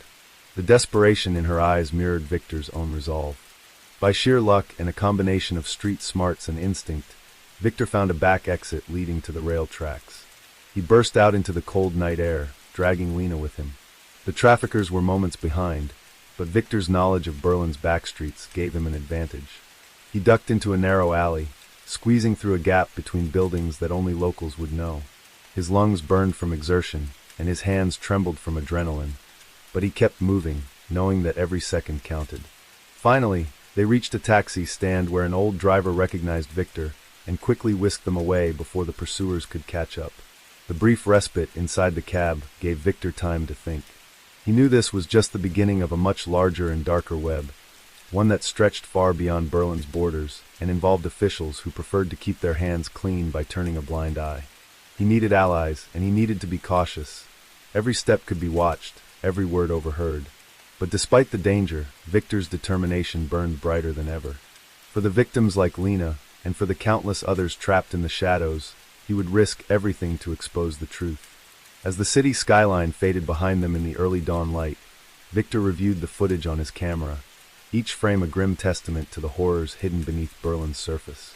The fight was far from over, but this night had given him the proof he needed to start unraveling the conspiracy. The question now was whether the law enforcement he still hoped to trust would have the courage to act, or whether the darkness he chased would swallow them all whole. The first light of dawn painted Berlin in hues of cold gray and muted gold, casting long shadows over the city's ancient cobblestones and modern glass towers alike. Victor sat in his small, cluttered apartment in Friedrichshain, the evidence camera balanced carefully on the edge of his battered desk. His fingers trembled slightly, not from fear, but from the weight of what he now carried. The footage was undeniable proof. Faces, names, locations, and a chilling glimpse into the machinery of human trafficking that had embedded itself deep within the fabric of the city. But even as the adrenaline faded, the enormity of the challenge ahead threatened to overwhelm him. He had fought in courtrooms and back alleys before, but never against an enemy so vast, so protected by layers of silence and corruption. His mind replayed every moment from the warehouse, the desperate look in Lena's eyes, the cold, merciless faces of the traffickers, the echo of gunfire in that dark, suffocating space. It was a nightmare he could not escape. Victor knew the next step was to approach someone in the police force he could trust. After years estranged from the force, his contacts were few and far between, but there was one officer, Detective Anna Keller, whose integrity had never been in question. Anna had been a bright star in the Berlin police until bureaucratic battles and political pressure had dimmed her enthusiasm. When Victor reached her by phone, her voice was cautious but curious. She agreed to meet him at a quiet cafe, one with enough anonymity to avoid prying ears. The moment Victor walked in, he saw the same steely determination in her eyes that had once made her a formidable force on the streets. He handed over the footage, watching as her expression shifted from skepticism to horror and finally to resolve. "This is bigger than I thought," she whispered. "We need to move fast, but carefully. If these people are this organized, there are risks to us and to those we're trying to protect." Victor nodded, knowing all too well the dangers of taking on such a ruthless network. Over the next few days, Victor and Anna worked tirelessly, piecing together a map of connections that linked the warehouse to a ring of corrupt officials, businessmen, and foreign criminals operating with near impunity. The evidence from the footage opened doors, encrypted emails, bank transfers, phone records, but each revelation only deepened the labyrinthine conspiracy. The traffickers weren't just operating in Berlin. Their reach extended across borders, leveraging political influence and bribery to shield themselves from prosecution. Every phone call was whispered, every meeting held in shadows, and every new lead brought them closer to dangerous ground. Victor's apartment became a war room strewn with maps, photographs, and notes pinned haphazardly on the walls like pieces of a grim puzzle. He hardly slept, fueled by coffee and determination, haunted by memories of his sister, whose case had been quietly closed years ago under mysterious circumstances. He wondered if the same network had been involved, if his obsession had been chasing ghosts connected to a much darker reality. But the closer they got, the more their enemies fought back. Anonymous threats appeared on Victor's phone. His apartment was broken into but left mysteriously untouched, and shadows followed Anna's every move. One evening, as Victor left a meeting with Anna, he felt the prickling sensation of being watched. Down a side street, two figures melted into the fog, disappearing before he could confront them. The stakes had escalated beyond proof and prosecution. This was a war for survival, and Victor knew that the next move could be fatal. Yet, retreat was not an option. The city itself seemed complicit, the cold stone buildings and darkened alleys silent witnesses to the horrors beneath their surface. Then came the breakthrough. An insider, a low-level trafficker who had grown disillusioned and frightened by the violence escalating within the network. He agreed to talk, his voice trembling as he recounted names, dates, and locations. The man's testimony was explosive, implicating several high-ranking officials who had so far remained untouchable. Armed with this new evidence, Anna pushed for a coordinated raid, assembling a small, trusted unit to strike the warehouse and related sites simultaneously. The operation was planned in secrecy to avoid leaks, an impossible task in a city where corruption had seeped into the very institutions meant to protect its citizens. Victor stood beside Anna on the cold morning of the raid, heart pounding with a mixture of hope and fear. If successful, it would be a monumental victory. If not, it could be their last stand. The dawn raid was chaotic and brutal. Armed officers stormed the warehouses, confronting traffickers who fought with desperation and viciousness. Victor stayed at the perimeter, coordinating with Anna and relaying information as the assault unfolded. Inside, the victims were found, some barely alive, others too traumatized to speak. Lena was among them, weak but alive, her eyes reflecting a fragile flicker of hope. The traffickers were arrested, their empire shattered in moments, but the victory felt incomplete. Many masterminds slipped away during the chaos, their names whispered like ghosts in the corridors of power. The investigation was far from over. In the weeks that followed, Victor and Anna watched as the city grappled with the fallout. Public outrage surged as news of the trafficking ring broke, exposing uncomfortable truths about the dark corners of Berlin society. Yet, as arrests mounted, so did the resistance. From legal delays to threats against witnesses, the fight to dismantle the network was just beginning. Victor returned to his quiet apartment, the shadows still close, but his purpose clearer than ever. For the first time in years, he allowed himself a moment of fragile peace, knowing that though the battle had only started, the silence was broken. Berlin in 2009 was a city of contradictions, brutal and beautiful, hopeful and haunted.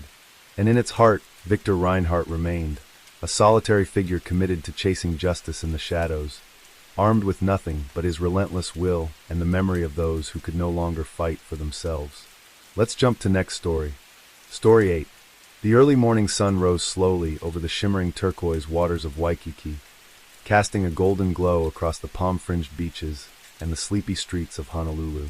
The island paradise, known for its tranquil beauty and laid-back lifestyle, held secrets far darker than the tourists who flocked to its shores could ever imagine.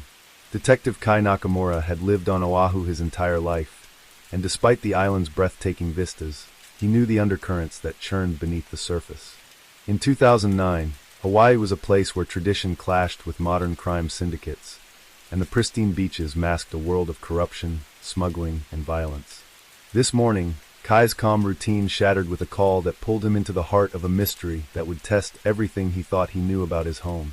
The body had been found just before dawn, washed up near a secluded cove on the eastern shore, far from the bustling resorts and tourist traps.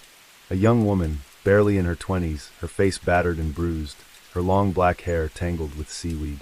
The locals whispered her name, Lani Kealoha, a girl from a small town on the Big Island, known to be caught in the web of a trafficking ring that had plagued the islands for years. Kai stood on the rocky shore, the salty breeze carrying the scent of decay and desperation. He knew this was no random act of violence. It was a message, a warning wrapped in cruelty. The investigation was already complicated by the island's close-knit communities, where everyone knew everyone, and loyalty often trumped justice. Kai's partner, Detective Malia Kaihu, approached quietly, her expression grim but steady. The medical examiner says she was dead for at least 12 hours before the tide brought her here, Malia reported. No ID, no obvious cause of death. Looks like blunt force trauma, but there's more. Kai nodded, scanning the scene. Broken coral nearby bore the marks of a struggle, and faint tire tracks led up a dirt road toward the forest. The killer hadn't planned to leave a clean scene. This was a hurried disposal, meant to draw attention as much as to conceal. But why? And who? The questions circled in Kai's mind like the circling gulls above. The two detectives knew their resources were limited.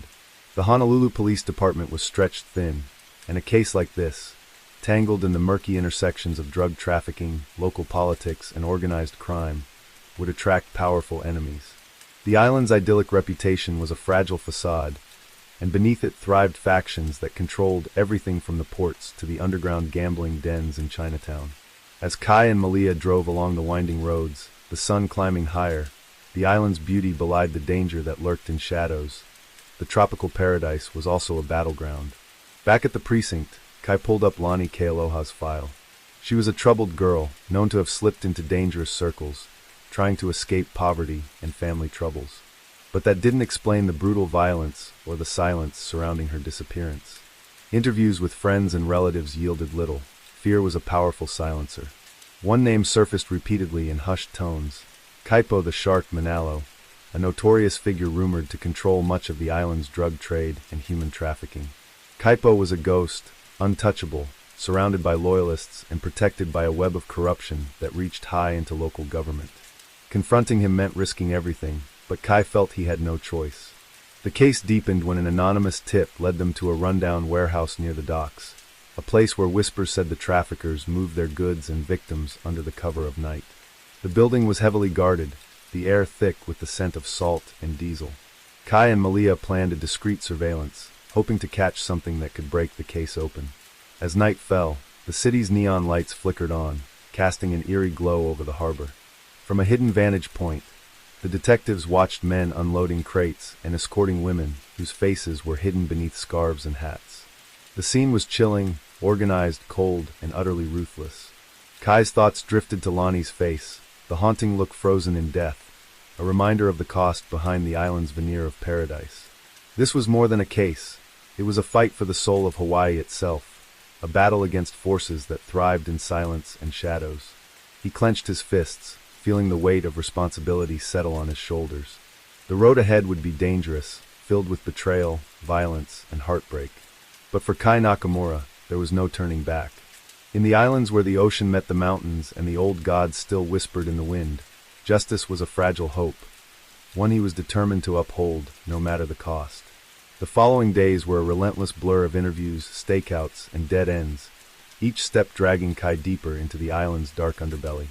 The warehouse surveillance confirmed what they feared, a sophisticated human trafficking ring operating with chilling efficiency. Yet every time they came close to a lead, it vanished into the humid Hawaiian night, swallowed by the island's complex social networks and veiled by the silence of those too afraid to speak. Kai found himself walking a precarious tightrope. Pressing too hard risked losing vital witnesses, but hesitation meant the traffickers grew bolder, their operations expanding like an insidious tide. He often thought about the ocean, how its calm surface concealed turbulent currents beneath, mirroring the dual nature of the islands he loved so much. Detective Malia was a steadfast ally, her sharp instincts and local knowledge invaluable in peeling back the layers of deceit. Together, they traced phone calls, followed financial trails, and pieced together fragments of whispered conversations. The investigation unearthed unsettling truths. Some community leaders turned a blind eye, police officers accepted bribes, and even a few clergy members were implicated in protecting those who profited from pain. Each discovery left Kai more disillusioned, but also more determined. He had grown up learning the legends of the kupuna, the respected elders, and the deep cultural respect for ohana and aloha, but this corruption was a betrayal of everything Hawaii stood for. The fight was no longer just about Lonnie. It was a fight for the island's heart and future. One evening, as Kai was reviewing phone records late into the night, a pattern emerged. Calls between known traffickers and an offshore contact linked to a cargo ship scheduled to dock in Honolulu in 2 days.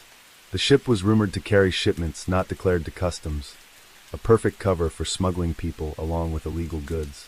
Kai and Malia prepared for a high-risk operation, coordinating with federal agents who had jurisdiction over maritime crime. The plan was to board the ship under the cover of darkness, arrest those involved, and rescue anyone held captive. But Kai knew the dangers. They were dealing with ruthless criminals who wouldn't hesitate to kill to protect their empire. The night before the operation, Kai visited the beach where Lonnie's body had been found. The waves crashed rhythmically, erasing footprints and secrets alike. He knelt in the sand, speaking softly as if to the ocean itself. "I'll find justice for you, Lonnie. I promise." The island breeze carried away his words, but they remained a solemn vow etched in his heart. He returned to the precinct, exhausted but resolute. The next day would change everything. When the cargo ship slipped into the harbor just after midnight, Kai and the team were ready. The operation unfolded with precision, officers boarding quietly and moving swiftly through the labyrinthine decks. In the dim light of the cargo hold, they found dozens of people, mostly women, hidden among crates, many weak from starvation and fear. Among them, a young girl who matched descriptions given by witnesses to be Lonnie's friend. The traffickers fought fiercely, desperate to maintain control, but the police overwhelmed them with superior numbers and firepower. Arrests were made and evidence seized, including ledgers that detailed shipments, payments, and contact lists that could bring down the entire network. Yet, despite the success, Kai felt no triumph. The faces of the survivors haunted him, their eyes empty, yet flickering with the first sparks of hope. Many had lost years to captivity and abuse, and the path to healing would be long and uncertain. The investigation's aftermath triggered public outrage and media frenzy. Politicians were forced to address the corruption allegations, and the Honolulu Police Department underwent intense scrutiny. Kai found himself a reluctant public figure, giving statements and testimony, while privately wrestling with the knowledge that this victory was only one battle in a war far from over. In the quiet moments, Kai and Malia sifted through the seized documents, uncovering names that reached beyond Hawaii's shores, contacts in mainland America and Asia, implicating an international cartel. The operation had struck a nerve, and soon, shadowy threats began to surface. Kai's phone rang in the dead of night, a voice cold and menacing warning him to back off or face consequences.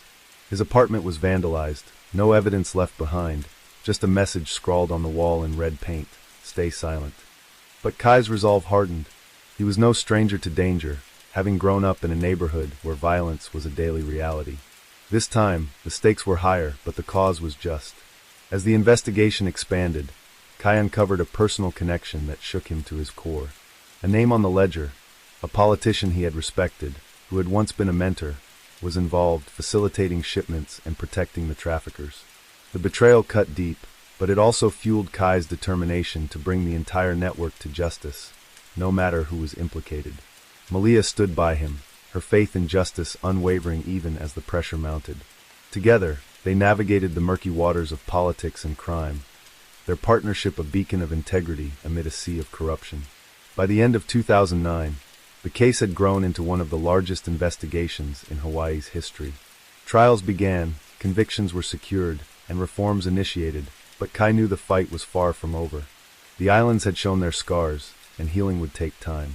For Kai Nakamura, each day was a reminder that justice was not a destination but a journey, an endless tide that rose and fell, carrying with it the hopes of a people determined to reclaim their paradise. The courtroom was packed, the air heavy with tension, and the scent of tropical flowers brought in to mask the staleness of too many hours waiting. The trial of Kaipo Manalo and his associates had drawn intense media attention, turning the quiet island into a stage for a drama that few had anticipated. Kai Nakamura sat quietly in the back, his eyes never leaving the defendant, a man who had seemed untouchable just months before, now shackled and facing a lifetime behind bars. The evidence presented was damning. Eyewitness testimony, financial records, intercepted communications, and the testimonies of survivors who had bravely come forward. But the most compelling moments were when the victims spoke, their voices trembling yet resolute, recounting horrors hidden beneath the island's paradise. For many in the courtroom, it was the first time they truly understood the depth of the darkness that had lurked so close to home. Despite the overwhelming case, the defense fought fiercely, attempting to discredit witnesses and portray Kai and his team as overzealous and reckless. Political pressure loomed, with some factions quietly attempting to derail the proceedings or minimize the fallout.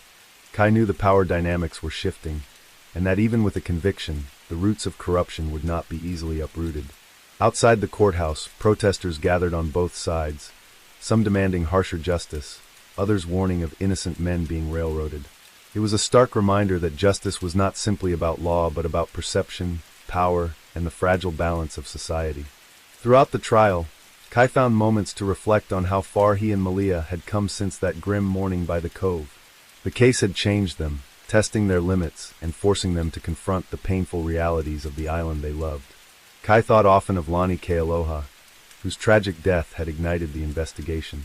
Her name became a symbol, not just of loss but of resilience and hope. The survivors, many of whom Kai had met during the operation, inspired him with their courage. They were determined to reclaim their lives, to find peace after the nightmare.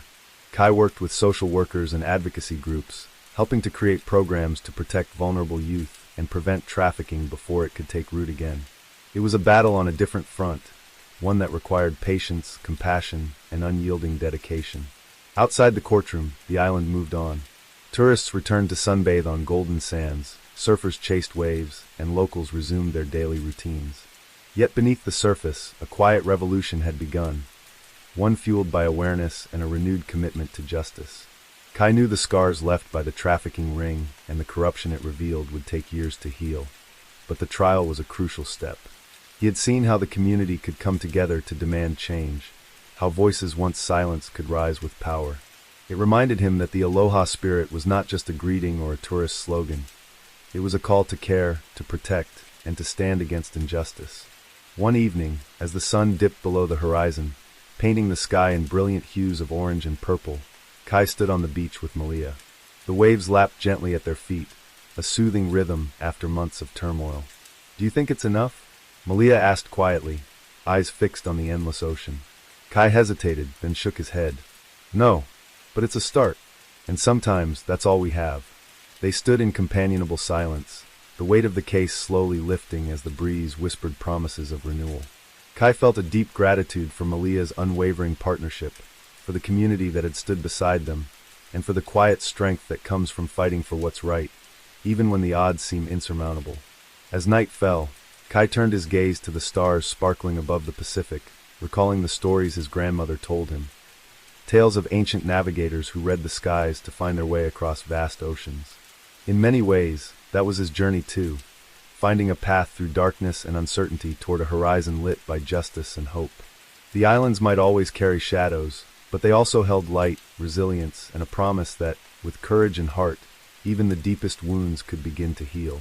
For Detective Kai Nakamura, that promise was a beacon, guiding him forward as the waves whispered their eternal song. Let's jump to next story. Story 9. The dense, humid air of Kinshasa clung to every surface like a thick, suffocating blanket, carrying with it the scent of earth, decay, and desperation. In the sprawling capital of the Democratic Republic of Congo, life unfolded amidst the clash of tradition and the harsh realities of a nation struggling to emerge from decades of conflict and corruption. Detective Emmanuel Mwamba stood on the cracked asphalt of Avenue du Commerce, watching as the sun bled crimson over the horizon, casting long shadows through the bustling streets where vendors shouted over the cacophony of traffic and children darted between makeshift stalls. This city was alive, vibrant, yet beneath its lively surface lurked a darkness few dared to speak of openly, a darkness that Emmanuel had been chasing for months now. A string of brutal murders had unsettled the city, each victim left in grotesque scenes, their bodies staged as silent messages to those who dared defy a rising tide of criminality and exploitation. Emmanuel's own journey had not been an easy one. Born and raised in Kinshasa's Limite district, he had witnessed firsthand the grinding poverty and the way the powerful preyed on the vulnerable.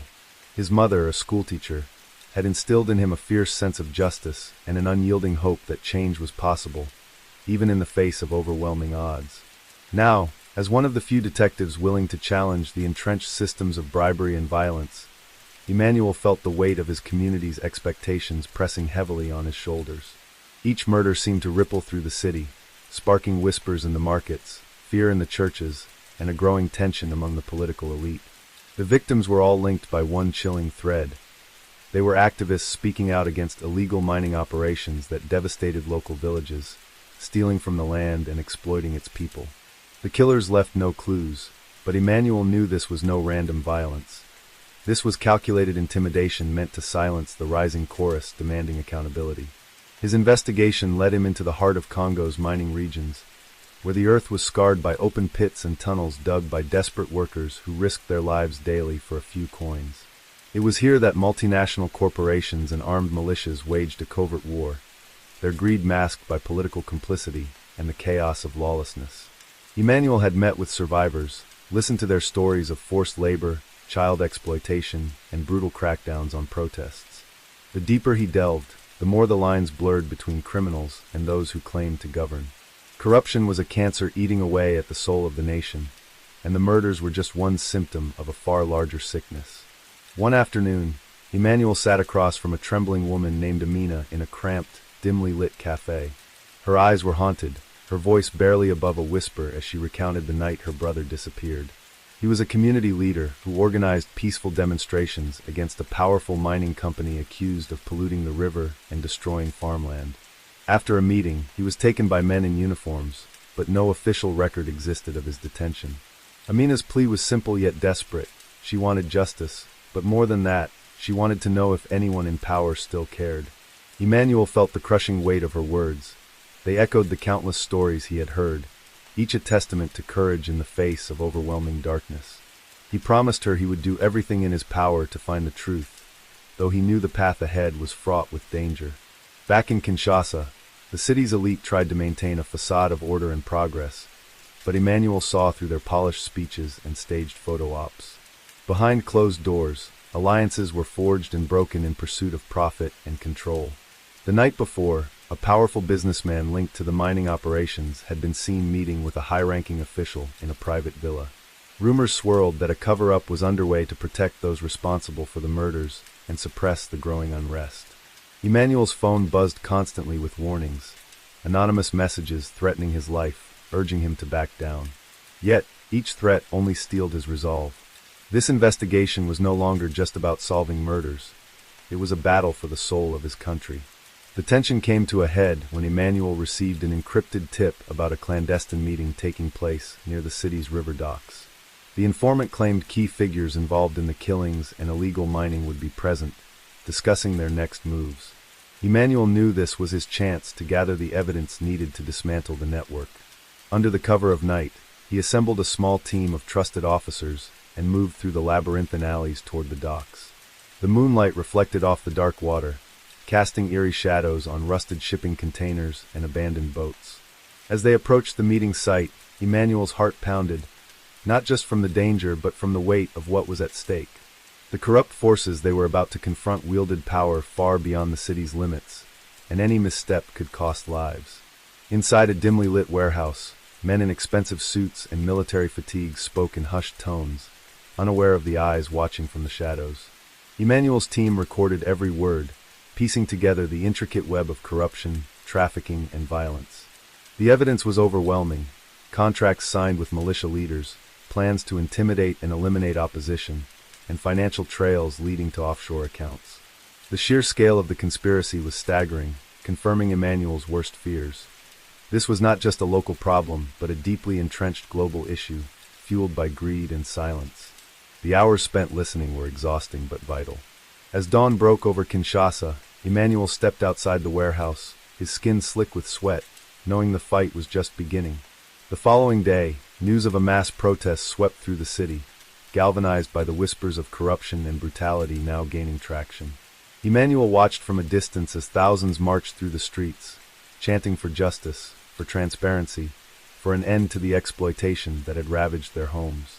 For the first time in years, hope flickered in the eyes of the people. But Emmanuel knew the road ahead was perilous. Powerful enemies lurked in every shadow, and the cost of truth could be high.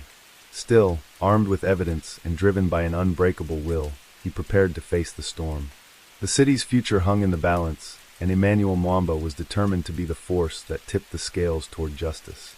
The protests swelled in size and intensity, their chants echoing through Kinshasa's dusty streets like a rising tide that could no longer be contained.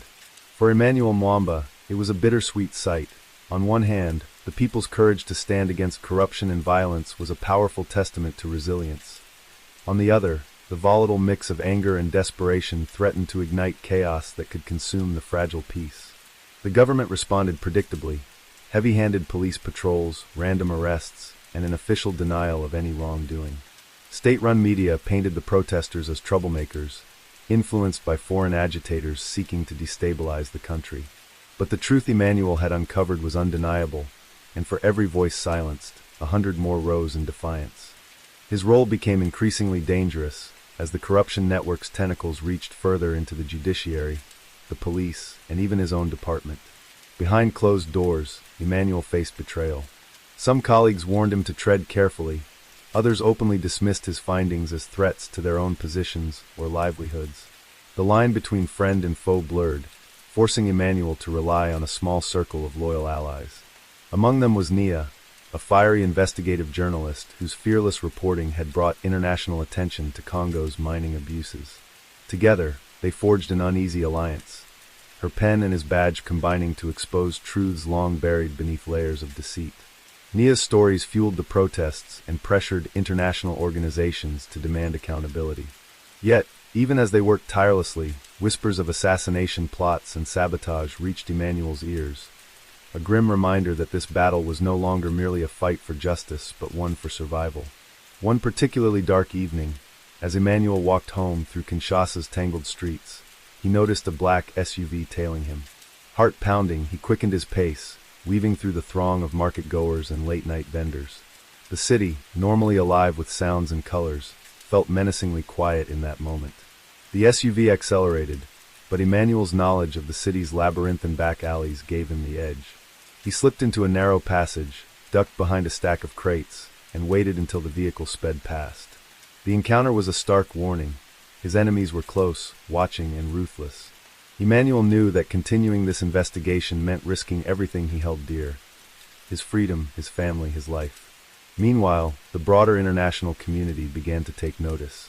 Human rights organizations issued reports condemning the rampant exploitation and the government's complicity. Foreign investors started demanding transparency, wary of the growing instability. But the real pressure came from within Congo itself, from communities battered by environmental destruction and human rights abuses, who refused to be erased from the narrative. At a public hearing, Emmanuel testified before a parliamentary committee, detailing his findings with painstaking precision. The session was contentious. Opposition politicians sought to discredit him, while others expressed tentative support. The committee's recommendations were cautious and incomplete, but the hearing marked a turning point, a formal acknowledgement that the issues could no longer be ignored. Despite the progress, Emmanuel's personal life unraveled under the strain. His wife, Ao, pleaded with him to reconsider his path, fearing for their children and the increasing threats they faced. Late-night phone calls and sudden disappearances weighed heavily on their relationship. Emmanuel's dedication came at a cost. Loneliness and exhaustion became constant companions. Yet, he found solace in fleeting moments. The smile of his youngest daughter, the brief warmth of Ao's hand in his, the quiet knowledge that fighting for justice, no matter how perilous, was the legacy he wanted to leave behind. The murders, the corruption, the protests, they were not just headlines or statistics, but the fabric of lives intertwined in pain and hope. One breakthrough came unexpectedly when Nia uncovered a series of secret bank transactions linking a high-ranking government official to the armed militia responsible for the kidnappings and murders. The official, long considered untouchable, had been funneling state resources to finance brutal operations aimed at crushing dissent. Armed with this evidence, Emmanuel prepared a warrant for the official's arrest. The move was audacious, shaking the political establishment and signaling that no one was beyond the reach of the law. The raid, executed in the dead of night, was chaotic but successful, ending with the official in custody and a cache of documents exposing even more corruption. News of the arrest spread like wildfire, emboldening activists and sending shockwaves through the corridors of power. However, victory was fleeting. Retaliation came swiftly. Emmanuel's home was broken into, documents were stolen, and his family's safety threatened. The fragile gains threatened to crumble under the weight of systemic resistance. Political allies distanced themselves, and media outlets once supportive grew cautious. Yet, Emmanuel refused to back down. He intensified his efforts, coordinating with international agencies to secure protection and legal support. The case became a symbol of Congo's fight against impunity, inspiring similar movements across Africa. Emmanuel's determination transformed him from a solitary detective into a beacon of hope for many, though the personal cost continued to mount. As the year drew to a close, Kinshasa remained a city on edge, teetering between hope and despair. The scars of violence and corruption were deep, but so was the resolve of its people. Emmanuel knew the road ahead would be long and arduous, but he also understood that change was possible only through relentless perseverance. The murders had been a catalyst, awakening a nation's conscience and exposing the darkness that had festered too long. With every new piece of evidence, every rally in the streets, every voice raised against injustice, Congo took another step toward reclaiming its future. Emmanuel looked out over the city from his office window, the neon lights flickering against the night sky, and allowed himself a moment of quiet reflection, knowing that tomorrow, the fight would continue. The dawn of the new year brought a fragile calm to Kinshasa, yet beneath the surface, tensions simmered like a pot left to boil over. Emmanuel Mwamba's investigation had exposed a vast network of corruption and violence that few had dared to challenge before, and the repercussions rippled through the city's political and social fabric. The high-ranking official's arrest had shattered illusions of invulnerability, inspiring a new wave of activism, but also provoking fierce resistance from those whose livelihoods depended on the status quo. As Emmanuel navigated this volatile landscape, he found himself increasingly isolated, cut off from former allies who feared backlash, and targeted by enemies who viewed him as a threat to be eliminated. His days were spent poring over files and testimonies, while his nights were haunted by nightmares of violence and loss. Yet, through it all, a stubborn flame of hope burned within him, fueled by the knowledge that justice was a beacon worth fighting for. The underground militias, emboldened by the uncertainty, escalated their attacks on villages and activists. Reports flooded in of brutal reprisals. Homes burned to ash, families torn apart, and entire communities displaced. Emmanuel's role shifted from investigator to protector as he worked to coordinate safe havens and witness protection for those targeted. The international community, galvanized by the evidence Nia and he had uncovered, increased humanitarian aid and pressured the Congolese government for reforms. Still, systemic change was slow and met with entrenched resistance. Emmanuel knew that laws and arrests alone could not heal the deep wounds inflicted by decades of exploitation and conflict.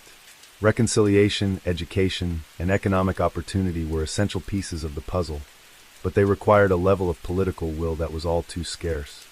One evening, as Emmanuel reviewed witness statements in his cramped office, a call came through from Nia with urgent news.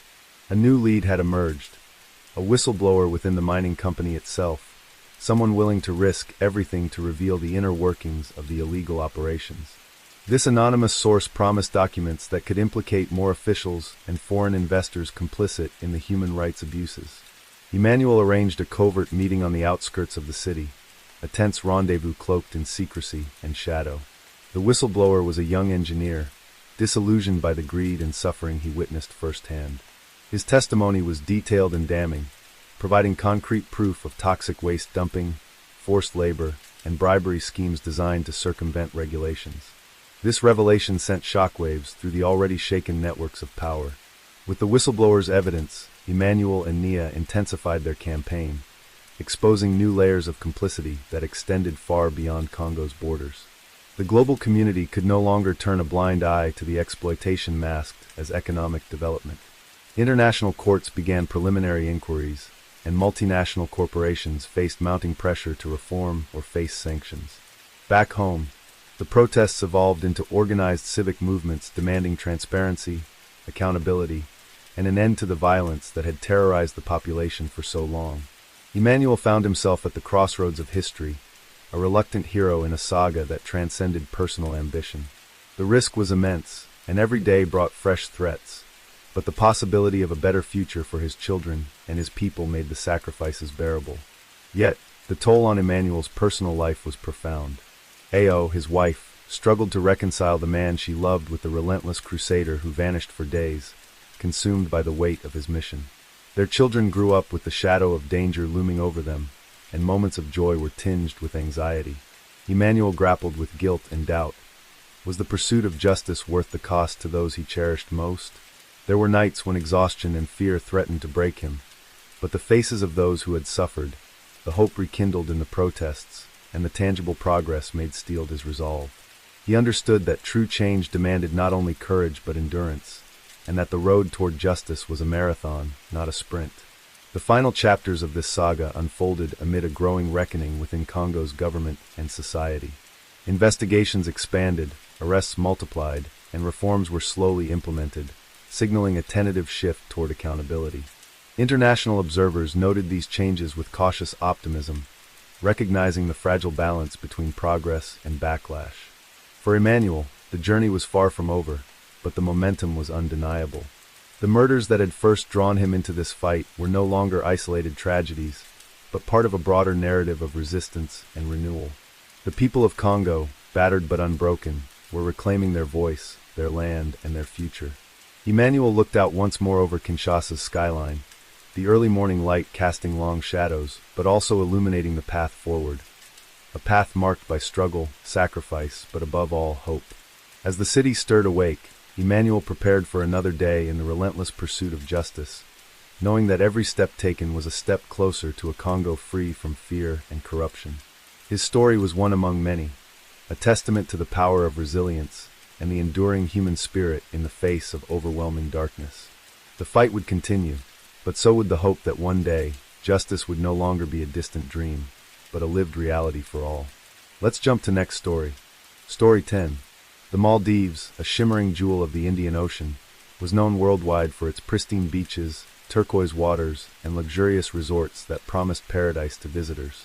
But beneath the postcard-perfect surface, a darker undercurrent was stirring, one that few tourists or even locals dared to acknowledge openly. In 2020, as the global pandemic disrupted the world, the Maldives found itself grappling not only with a health crisis, but also with a surge in criminal activity that threatened the fragile balance of its economy and society. For Inspector Amin Hassan, a seasoned detective in the Maldives police service, the idyllic islands had become a labyrinth of secrets, corruption, and danger. His latest case was unlike any he had encountered before, a sophisticated smuggling ring operating under the guise of tourism, trafficking contraband and exploiting vulnerable communities in ways that struck at the very heart of the nation's identity. It began with a series of unusual reports from the southern atolls, where fishermen had stumbled upon abandoned boats laden with illicit cargo, drugs, weapons, counterfeit currency, washed ashore under the cover of darkness. At first, the incidents seemed isolated, random acts of smuggling gone awry. But as more boats appeared and the network's reach became evident, Amin realized that this was not a mere coincidence, but part of an intricate criminal enterprise. The smuggling routes cleverly exploited the Maldives' scattered geography and its reputation as a safe tourist haven. With thousands of islands, many uninhabited, it was the perfect cover for illicit trade hidden in plain sight.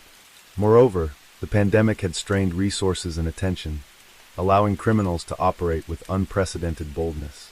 Amin's investigation led him to the bustling capital, Male, where the economic elite mingled with foreign businessmen, and luxury yachts dotted the harbors like floating palaces. The line between legitimate enterprise and illicit activity was blurred, as money flowed freely, often without question. The local authorities faced immense pressure to maintain the Maldives' image as a paradise while confronting the stark realities of crime and corruption. Amin knew that exposing the smuggling ring would not only threaten powerful interests, but also risk destabilizing a fragile social order dependent on tourism and foreign investment. Nevertheless, his commitment to justice was unwavering, and he vowed to uncover the truth no matter the cost. Amid the humidity and chaos of Male's narrow streets, Amin worked tirelessly with a small team of trusted officers and informants. His approach was methodical and discreet. Every lead was pursued, every contact vetted. The investigation revealed a tangled web linking local fishermen coerced into smuggling, corrupt officials who turned blind eyes for bribes, and foreign criminal syndicates that used the Maldives as a transit point for drugs and arms destined for South Asia and beyond. One name surfaced repeatedly in intercepted communications: Karim Latif, a wealthy businessman with ties to both legitimate tourism ventures and the underworld. Karim's charm and philanthropic facade made him a respected figure, but Amin suspected that beneath the veneer lay a ruthless operator who wielded influence like a weapon. The pressure mounted as Amin uncovered evidence that Karim's network was also involved in human trafficking, exploiting desperate migrants seeking work in the Maldives' booming hospitality sector. Victims were lured with promises of employment, only to be trapped in forced labor or sexual exploitation once they arrived. The smuggling ring was more than just a criminal enterprise. It was a human tragedy woven into the fabric of the island nation's economic miracle. Amin's investigations brought him face to face with survivors, people whose stories of abuse and resilience fueled his determination. But the deeper he delved, the more dangerous the path became. Threats against him and his family escalated, anonymous warnings arrived, and shadowy figures followed him through the city's labyrinthine alleys. One evening, as Amin sat alone in his small office, poring over financial records and coded messages, the phone rang. A voice he recognized, a trusted informant, spoke hurriedly of an imminent shipment arriving at a remote atoll, under the cover of night. The shipment was rumored to contain weapons destined for extremist groups destabilizing the region. Amin knew this was his chance to strike a decisive blow against the syndicate. With a mix of apprehension and resolve, he assembled a covert team and prepared to move swiftly. The operation required secrecy and precision. A misstep could result in failure or, worse, casualties among his men and innocent bystanders. As they boarded a small speedboat under the cloak of darkness, the moonlight glittered off the waves, casting eerie reflections on the water's surface. Navigating through the maze of islands, Amin's mind raced with thoughts of the stakes involved, not just for his career but for the Maldives as a whole. The nation's delicate ecosystem, fragile political stability, and international reputation all hung in the balance. The sea whispered secrets, and Amin hoped it would also carry justice that night. When they reached the target location, an uninhabited island shrouded in mist, they found signs of recent activity: footprints, tire tracks, discarded packaging. The smugglers had been cautious, but not infallible. A tense wait ensued as the team concealed themselves in the dense underbrush, watching for the arrival of boats. Hours passed, and just as fatigue threatened to dull their senses, the faint hum of an engine pierced the silence. A convoy of speedboats appeared, laden with crates and guarded by armed men. What followed was a fierce confrontation. Gunfire echoed across the water, and shadows moved swiftly amid the trees. Amin and his team acted with precision, managing to detain several smugglers and seize portions of the cargo. But the main shipment and several key suspects escaped into the darkness, slipping away through the island's hidden channels. The operation was a partial victory, yet it revealed the syndicate's resilience and the extent of their preparation. Back on the mainland, the aftermath of the raid sparked waves of speculation and fear. Karim Latif's name was whispered with growing suspicion, and the government faced mounting calls to crack down on corruption and organized crime. For Amin, the battle had only just begun, and the shadows that cloaked the Maldives' paradise had become a personal war he could not afford to lose. The fallout from the raid on the remote atoll rippled through Malé with a mix of disbelief and quiet dread. News traveled fast in a small nation like the Maldives, and whispers of the smuggling ring's ties to influential figures reached the highest echelons of power. Karim Latif, once seen as a pillar of the community and a benefactor to various local charities, suddenly found himself under a cloud of suspicion. Yet his public persona remained untarnished. He continued to host lavish events and mingle with foreign investors, projecting an image of stability and generosity. This duplicity frustrated Inspector Amin Hassan deeply. How could a man so entwined in corruption and crime wear a mask so convincingly, deceiving friends, foes, and even family? The realization settled like a weight. To dismantle such a network meant not just confronting criminals, but unraveling a web of lies woven into the fabric of society itself. Amin's days were consumed by interviews, surveillance, and the painstaking task of connecting dots invisible to the untrained eye. His trusted team worked alongside him, a mix of young officers eager to prove themselves and seasoned veterans wary of the risks involved. They met clandestinely in cramped offices and quiet cafes, sharing information and strategizing next moves. The challenge was immense. Corruption ran deep within the government, police, and judiciary, and leaks were frequent. Every step forward seemed to be met with subtle resistance or outright sabotage. Still, Amin remained undeterred, driven by a fierce commitment to justice and the memories of the victims whose lives had been shattered. One such memory haunted him. A young woman named Zara, whose harrowing testimony about forced labor and abuse in a luxury resort had crystallized the human cost behind the criminal enterprise. Zara's story was emblematic of a larger tragedy. She had arrived in the Maldives with dreams of employment and a better future, only to find herself trapped in a cycle of exploitation, her passport confiscated and her freedom curtailed. Amin had ensured her safety, but her fear and trauma lingered, a reminder that behind every statistic was a human being suffering in silence. This insight deepened his resolve to not only pursue the smugglers, but to expose the systemic abuses that enabled their cruelty. He began reaching out to international NGOs and human rights groups, forging alliances to amplify the voices of survivors and pressure authorities to implement reforms. The challenge was daunting. The Maldives' economy was heavily dependent on tourism, and many feared that exposing the dark side of the industry could deter visitors and investors. Balancing transparency with economic survival became a delicate, high-stakes game. Meanwhile, Karim Latif tightened his grip on the criminal network. Rumors circulated that he was orchestrating countermeasures, bribing officials, intimidating witnesses, and employing mercenaries to silence opposition. Amin and his team felt the heat as threats escalated. Tires were slashed, homes vandalized, and anonymous messages warned them to back off. One chilling night, Amin narrowly escaped an attempted attack on his vehicle, a stark reminder that the stakes were life and death. Yet, rather than cower, the team grew more resolute, knowing that retreat would only embolden their enemies. Amin's leadership inspired loyalty and courage, even as fatigue and danger weighed heavily.